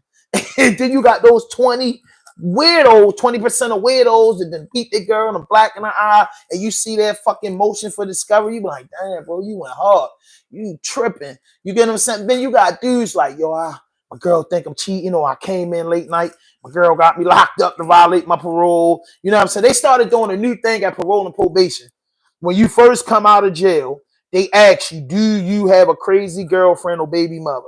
Because you need to tell them for the first day out. When I got out, they asked me that. Like, do you have a crazy girlfriend or baby mother? Tell us now, because if you get locked up for domestic violence, you're going to be in violation. If you tell us now, then we'll do our investigation. I'm like, no, not me. But dudes, with so many dudes get locked up and come back for that stuff, bro. You know what I mean? They didn't even do nothing. It seemed like, and this ain't, you know, not, you know what I mean, not to cover up the story, but just to be honest with y'all, it seemed like girls will get a dude locked up that don't really do nothing to him versus them psychopath dudes. And that's just the truth, bro. Let me know if y'all believe that in the comment box. I feel like girls will get a dude locked up that don't really do nothing like that to him versus them dudes that really will whoop their motherfucking ass, bro. You feel what I'm saying? For real, bro. They get the good dudes locked up, bro, and let them other crazy psychopath dudes keep going until they do something that they just can't take back. And that's and that may be the case in this case with her, like, because certain girls is going to get a dude booked, bro. It's like two types of which become a girl know when my dude, a woman know this, and this is just the truth of it, man. You know what I mean? If a woman's with a man and she's scared of him, then that's the result of what happened to this queen. But most of the women in relationships that get in domestic disputes are dominant women. So they ain't really going for so much. And women, dominant women know that I don't have a woman beater. You know what I mean? I punched this nigga in his face, or I threw something in his face. I provoked him. So some women know that, man, shit, girl. They get on the phone with their homegirl, shit, girl. His chump ass. I'm from Baltimore. That's how I go. It's his bitch ass. I whooped his ass. You get what I'm saying? Girls from where I'm from talk like that. From the hood, I don't really know. I didn't got really too many girls that I don't got too many homegirls or even been in a relationship with a woman that sat around and tolerate domestic violence. Now, I've been in situations and those situations that a woman that tolerated some cheating shit or something like that. But one thing for sure, I haven't ran across a woman that's going to allow a man to constantly be putting his hands on her for no apparent reason. Every time they have an argument is resulting in fighting. Hell no. You know what I mean? These Baltimore girls getting away from you, you know, most of them. Then, you know what I mean, you might get a girl that got a total situation, you know. Some girls run around and say they don't got family, but really have family. Then you got some girls that really don't have family and really don't got nobody to run to. And then they be the girls that get caught up in shit like that. Right. You feel me? You know what I'm saying? So, like, yeah, it be the trenches. It's like real girls. Yo, listen, I was in New Jersey and, you know, my man girl hit him with a bat. And he didn't do shit. So I'm just telling y'all that it ain't all girls. But it's some girls that get these, some girls, when I call in my eyes, they get these cowards that they think that's tough. Real shit. I so happen to be blessed with the gift that most of my girlfriends, I didn't have many girlfriends that I choose to lock in with. They don't be soft females. They don't be females that be soft in the girl world, meaning that they don't even play with a chick. So they damn sure not letting a nigga play on their top. They crazy, you know what I'm saying? So that's them type. And then you had some of them type of girls that just, they let dudes play on their top. You get what I'm saying? Like that, be hitting them and won't tell their peoples, or just don't got nobody. You get what I'm saying? Either a woman just keep her peoples out of business, or a woman just don't got nobody that she feel like can handle that nigga. You know what I'm saying? Right. When a girl, you know what I'm saying? Like, come on, man. Like, come on, bro. So if you ain't standing on business, you ain't got nobody that's gonna stand on business about you. It ain't that. And then you got girls' families that watch out for that shit. You get what I'm saying? Dudes and girls' family, like, shit, yo. But when two people really love each other, they ain't gonna be in that shit, bro. Two people really love each other, they not trying to kill each other, bro. That ain't no motherfucking no love in the world to say I want to kill you, I want to shoot you. You know what I mean? I firmly believe I got a fucking whole daughter, bro, and nieces. So I would tell him I'm not going to jump if my daughter, every time my daughter or my niece call me and say, Daddy, or Uncle, I got in a fight with him. I'm going to find out what's going on. And I'm going to let the little nigga know what's up. But I understand women. And I understand, then you know your niece, you know your daughter, you know your sister. So you know what they capable of doing and you know what they not capable of doing. So you know as a man and as a family member, you know when to intervene and not to intervene. You know what I mean? Because again, I had some women out here to handle their business. Believe that, bro. Pretty and all that will slap all the shit out of nigga. You know what I mean? Most tough guys ain't gonna really go but so hard on the chick. You know what I mean? So most chicks come out on top, but for those ones that don't come out on top, they dealing with a psychopath. And that dude that did that to that 5-year-old boy was a psychopath. He was a psychopath, bro. He was a psychopath. He was a psychopath, bro, and he deserved. And I mean, he's gonna burn in the pits of the hellfire. You know what I mean? That's ungreat. That's an unforgivable sin. And I'm not God, but if the afterlife exists, you can't be forgiven for that. You can't be forgiven for that. You know what I mean? And you wanted to face your consequences with God because you killed yourself.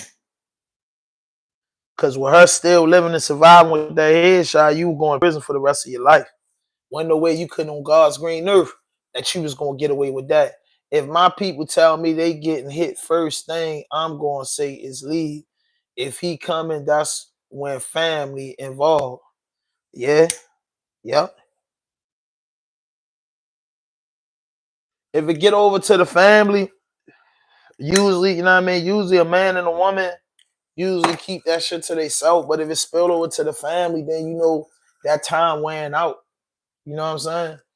You know what I mean? That time wearing out. You feel me? I done got in the shit. I'ma just be honest with you. My little sister done got in the fights with her dudes and shit. She ain't never called. You know what I mean? But it's been times she got into it with dudes and she called her brothers. And it was pretty much over. You get what I'm saying? It was pretty much over. You know what I'm saying? It was pretty much over. When family members start getting involved in the shit, that shit deep. That shit, you know what I mean? And any real grown man ain't gonna want nobody family in their business. So you know that's time is up. If it's meant to be, it'll be. But right now, it ain't nothing going on but the rent. You feel what I'm saying? You know what I mean? Real shit. Lace G, what's good? You know what I mean? So that's just what I'm on, yo. I'm just saying though, whatever you doing, man. Just listen, a man, that woman is grown, and her significant other was grown. The kid ain't had nothing to do with it. That's all I'm saying. You know what I mean? Men and women, be careful who you have your kids around. That's just the laws of the land. You could be in a relationship with a person and don't have a relationship with your kids. Like real shit, people don't even think that's possible. Yes, it is. It's very much possible. It's very much possible. You can be in a relationship once you really grown and you mature. You could be dating somebody for 5 or 10 years and they not have nothing in with your kids. That's that old fashioned shit.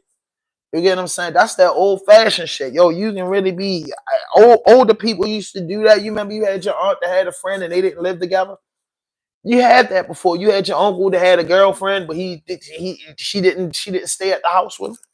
Like, yeah, it goes down like that. You know what I mean? They don't intervene with their kids. I mean, there's a high and a buy. They do dinners, they get together, but it ain't like it's no thing. You know what I mean? They got their thing, and their personal life is their personal life. When they come together, that's their thing. So everybody ain't got to meet the kids, bro. You shouldn't want to trust your motherfucking kid. I wouldn't trust mine. You shouldn't want to trust your motherfucking kids around no motherfucking another nigga any motherfucking way if they ain't of age.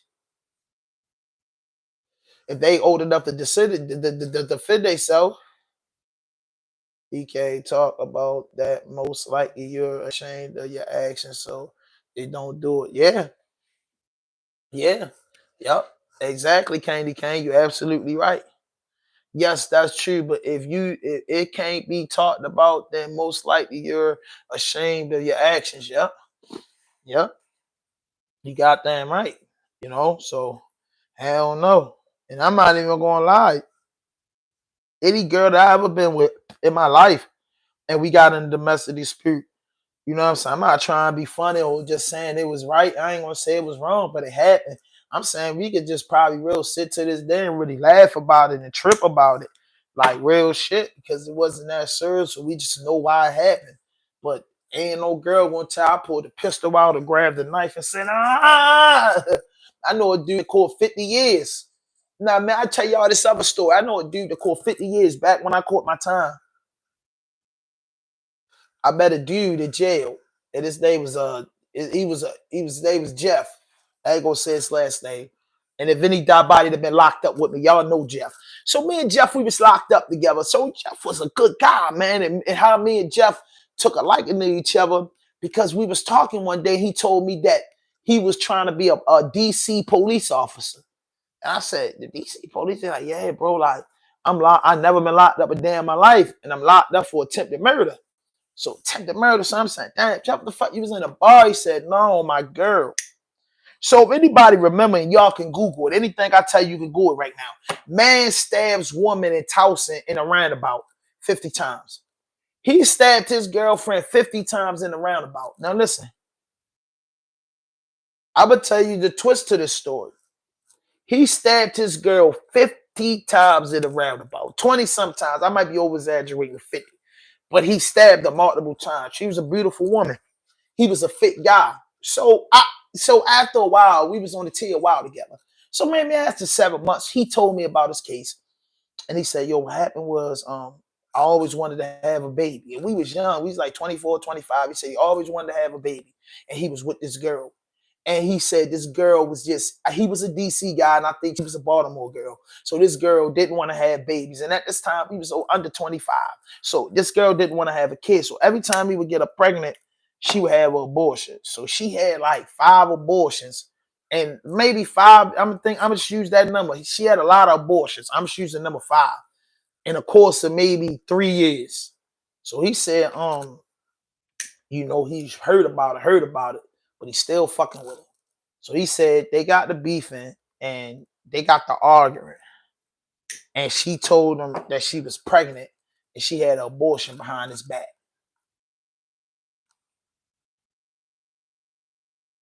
Yeah, facts. That's not love. It doesn't resolve anything. It creates trauma. Exactly.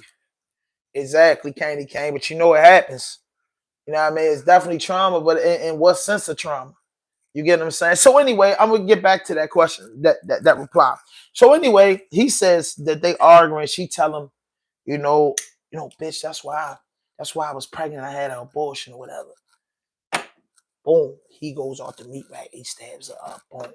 Somebody break it up. He get charged with attempted murder. Boom. He go to jail. His girl was coming to court defending him. She came to court defending him. He had a high power attorney, but she came to court and she wasn't a girl that came from foster care, a girl that came from a crazy background. She was one of those county girls back. This is in 2005. She's a county girl. She come from a good background. So her family is with her. But she came to court and they say you tell the truth, nothing but the whole truth. She came to court saying that she provoked him. Like, you know, she said she had a couple abortions behind his back. She not bad. She wanted to have a baby. So she felt bad that she was doing what she was doing to him. You get what I'm saying? So she was like, yo, you know, all the shit that happened. She just admitted that, you know, all the shit that she was doing for this to result in this shit, right? He gets 50 years in prison. By the way, I just want y'all to don't think that when she came to court and said what she said and try to help him out or whatever, he got 50 years in prison for it. Don't ever wake up in the morning thinking nothing else. You know what I mean? You know what I'm saying? He got 50 years for it. And it was sad because Jeff never had a record. He never had a record. He never bothered nobody or nothing. He was, and how me and him got cool is he told me he worked at our boys' village or Hickey School. And he knew my little brother and shit. He was real cool with my little brother and shit. He said he had remembered me from being in court when he was transporting my brother. So this was a guy that wanted to be a police officer. He wanted to serve his country. He was into all that. And he got into that shit and that shit turned deadly. And that boy been in jail since 2005. That's going on 20 years. I was on the tail with him for like 7 or 8 months. And then I seen him on the jail bus. I was going to court in Towson for my violation of probation back in 2016. Then I seen him in 2016. I was going to court for my violation of probation. And when I went for my violation of probation, he was on the bus. And this after not seeing a nigga since 05. So I ain't seen him 11 years. He Muslim and, you know what I mean, he was trying to give his time back. And he ended up with 25 years for the charge, but he tried to give his time back in the Court of Special Appeals, and he picked a 3-judge panel, and they wound up giving him 25 more years. So let me read these comments. Ain't no party like a Diddy party. Yo, funny. Most certainly it happens. It's currently happening. It will sadly continue to happen. They laugh and label it toxic, never thinking about the impact of the kids. Facts. I hate these abortion champions. They don't see the abortion is a offering to the other guy, not to be a G upstairs. Deadly guilty, point blank, period. You can't disrespect a man like that in his face, like that. Yeah, damn. They smoke Holmes. Yeah, they gave him 50 years. And he wasn't a bad guy. So when you heard, now listen, when you hear about guys committing these crimes, and I was locked up with a few guys. I was locked up with the internet killer. You know what I mean? Look at the MySpace killer in Maryland. Y'all, anything I'm telling you, y'all Google this stuff. I was locked up with him. And, you know, he was a psychopath. But one thing that he said that was real serious to me, that you know what I'm saying? It wasn't that serious, you know what I mean? So it was, I was locked up with a lot of weird dudes, bro. Like, you heard these dudes' case, you know what I mean? Like, you heard these dudes' cases, man. Come on, man. You know what I mean? Come on, man. I can't believe this. You know what I mean? I can't believe this. You know what I mean? That's just it. You know what I mean? That's just it. So certain stuff that happened in there, man. You know what I mean? Certain stuff that happens. So when that stuff happens, you know what I mean? It happens. You get what I'm saying? It's crazy. So being locked up with these individuals that be on these crimes, you know what I mean? These individuals that be on TV for these crimes, you know, on the news and shit. You know, I've been locked up with a few of them, and they different. They different. They different. And then you be guys and you be like, yo, what happened? And it be a heartfelt story. I tell you this last one before I ride out. So I was in prison and I had my time. So I met a guy in there. He was a good guy, bro. Good guy, y'all. Good guy. So it was this thing in prison called Kairos. It's a lot of good men with serious charges. Not everybody in that joint guilty too. That's a fact. So I'm just telling you, we on domestic violence. So I'm telling you some stories of some guys that, you know what I mean, is on it. So what I do say is that I met a guy, he in prison. He's a good guy. We was in Kairos, not Muslims, but I used to go to all these little groups. This shit called Kairos. So in every little group that I was in that was positive, this guy was in his group. So this guy used to tell us all the time about his wife and his kids and how much that he loved his wife and his kids, and he can't wait to get back home. So we talking, so he come on a visit. He be like, yeah, my kids came to see me on a visit. You know what I mean? My mother came. He always get visits. He get conversation. It's a good guy.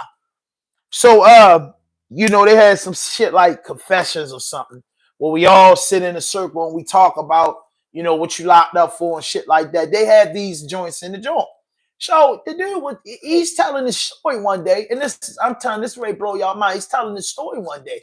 So the whole time I'm locked up with him, he getting his support. He talks about his wife and his kids so wonderful and how much his kids love him, and he show you the pictures and he show you the daily life. So he in there, he talking, and he was like, yeah, man, the judge told me to come back. He had like 8 years, and he said, yeah, man, I'm going to go back in front of the judge in 5 more years. The judge, my whole family was there. My kids was there. Support me. I'm coming home, man. You know what I'm saying? And, you know, he talks about his wife. So I said, okay, man, you know, one day he in there. He says in the group one day that they asked him what he's locked up for. Because I never asked. I'm thinking, yo, call 50 years. You know what I mean? He got murdered, but they called 50 years, probably shot somebody for fucking with his wife and his family. So this man says in front of the group, y'all, in front of the group, 50 men in there, a couple white people, they telling their story. This man, you know what I mean? I'm in the group, you know what I mean? I don't got nothing for 14 years. And I got like 4 years on the 14 years. So I'm just doing this stuff, you know, to pass time and to learn shit from these niggas that's in here forever. So I'm sitting there. My head down, twisting my head. He telling the story about how he worked this time and this and that.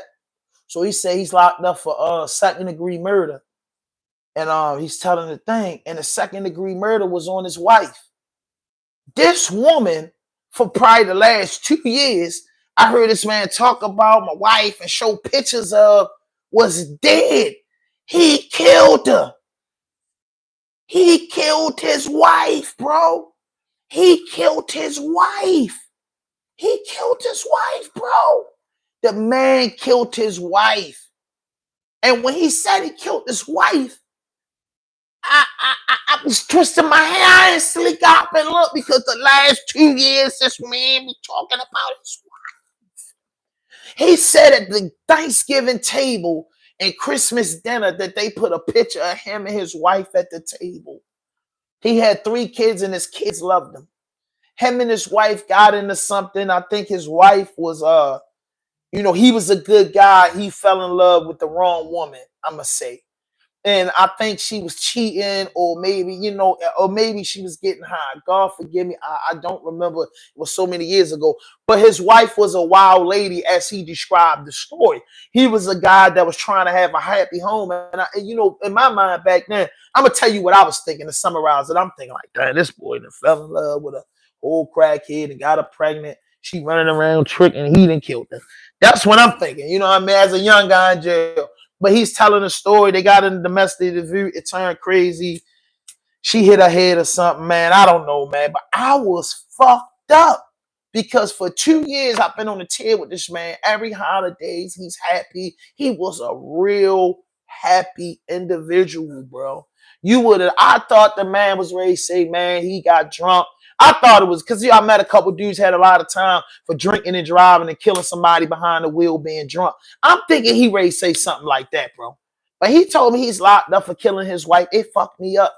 Do y'all understand what I'm saying to y'all? Have you ever been locked up with an individual that has pictures and telling you how much he loves a person that he's incarcerated for killing, bro?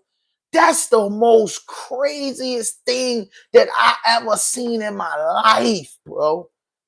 You know what I mean? That's what I seen a lot and heard a lot of crazy shit. That one thing was like a mental fucking like, yo, bro used to have pictures of his wife. She's a nice looking woman, you know what I'm saying? And be oh, my kids came to see me. And nobody never really paid attention that his wife never came to see him, because when he said his kids and his family come, and he always come back from the visiting room that they shared about his wife. So I'm thinking his wife is dead.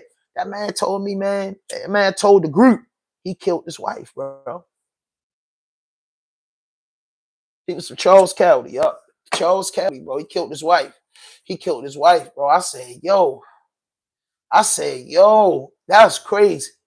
That's crazy, bro. I said, yo, that's crazy. That's bananas. I said, that's bananas. And he pleaded guilty to the charge. That's how he caught the 50 years. And whatever happened in the case, the judge and the family wasn't mad at him, bro. Like, I don't know what the fuck happened, bro. Cause I can't remember, bro. Like, but his family and her family wasn't mad at him. You know what I mean? Yo, they was highly 100% supportive of him. This guy went on the visiting room every week in jail. We was up Hagerstown. He went on a visit. He had money in his commissary. He went to commissary. He had a vicious ass support system, bro. And the top 3 people that was on his list was his motherfucking kids, bro, that he had by that woman. The kids, bro, the kids were supportive, going to college. Like, you know what I mean? He was an older guy. I was like 28, and bro was like probably 40. Been locked up since like 32, so his kids was growing up in the joint, really walking him through every step of their lives while he incarcerated, and being very supportive of him. He might be home now. He went to court, went like 8 or 9 years in, and the judge told him come back in 5 years, bro. Like, they was fighting for him. But he never been in trouble before, ever in his life. Never been arrested, not for pissing in public, not for disorderly conduct. He was a good guy, you know what I'm saying? I think he was a military dude, had a career, like he had support. He had support, but he was locked up for killing his wife. I never understood it. It fucked me up. And it was one more story too. It was another guy, the same group. We in there talking the same day in the same group. It was a dude in the joint that another older dude that been locked up like 20 some years, and he was telling his story. And man, his story was, he was telling us how he went in the house and robbed somebody, and he ended up with a motherfucking skin charge, man. Like, yo, you be walking and like not even walking. I wasn't hanging out with these dudes, but you see these dudes in the, you know what I mean? You speak to them, yo, what's up? What's going on? Hey, how you doing, man? Hey, what's up? You know what I'm saying? And you be in little programs with them and shit. They be talking, they be good fellas as far as you can see. But then when they share their story, you know what I'm saying? Like, boom, they like, damn, you up next. I'm locked up for robbery and distribution of heroin, man. I said, that's it. I was like, bro, I was devastated in that meeting, bro. You know what I mean? I say that to all to say that, bro. I've been, you know what I'm saying? I've been locked up with some dudes, man. And I can imagine women that I'm gonna get a woman on here that been locked up before some of them stories, because you got women, you know, I watch a lot of Dateline and all those, you know what I'm saying? It be some crazy motherfuckers, bro, in this world, bro. And that man that did that, man, was a crazy motherfucker, bro. You know what I'm saying? Like Candy Kane saying, it's never right. Yeah, you be there with what you least suspect. Yes, God, bro. You be there with what least suspect, bro. I done met the dude that killed this family, whole family. I done met some dudes, man. I met the internet killer, man. The nigga that was calling dating chicks from MySpace. I met some wild dudes that was locked up, bro. Some wild dudes them people put you in that cage with, bro. You be like, yo, what the fuck? Like, bro, and they don't be no wild, crazy animals. What the court system say. They don't be wild, crazy animals at all, bro. They just be regular. I don't know how to describe it to you. I really don't, because I know you'll be like, man, you crazy. Them people ain't regular. Like, they just be regular people in jail. Like, some people will say that's where they need to be at. And hell yeah, some of them dudes with certain charges in there, yeah, you know what I mean? You need to lay down for a while. You know what I'm saying? You need to really get it together, bro. You know what I mean? Like, a lot of dudes be in that joint. Like, a lot of dudes be in that joint. Man, I can't even lie to you, man. You know what I mean? I ain't even gonna hold you. A lot of dudes be in that joint. It be different, bro. It be different. But, man, hit that notification button. Hit that subscribe button. Drop a like. Leave a comment, man. I will be back tomorrow between the hours of 6 a.m. and 6:59. You know what I mean? 6 a.m. and 6:59. I give you my chat.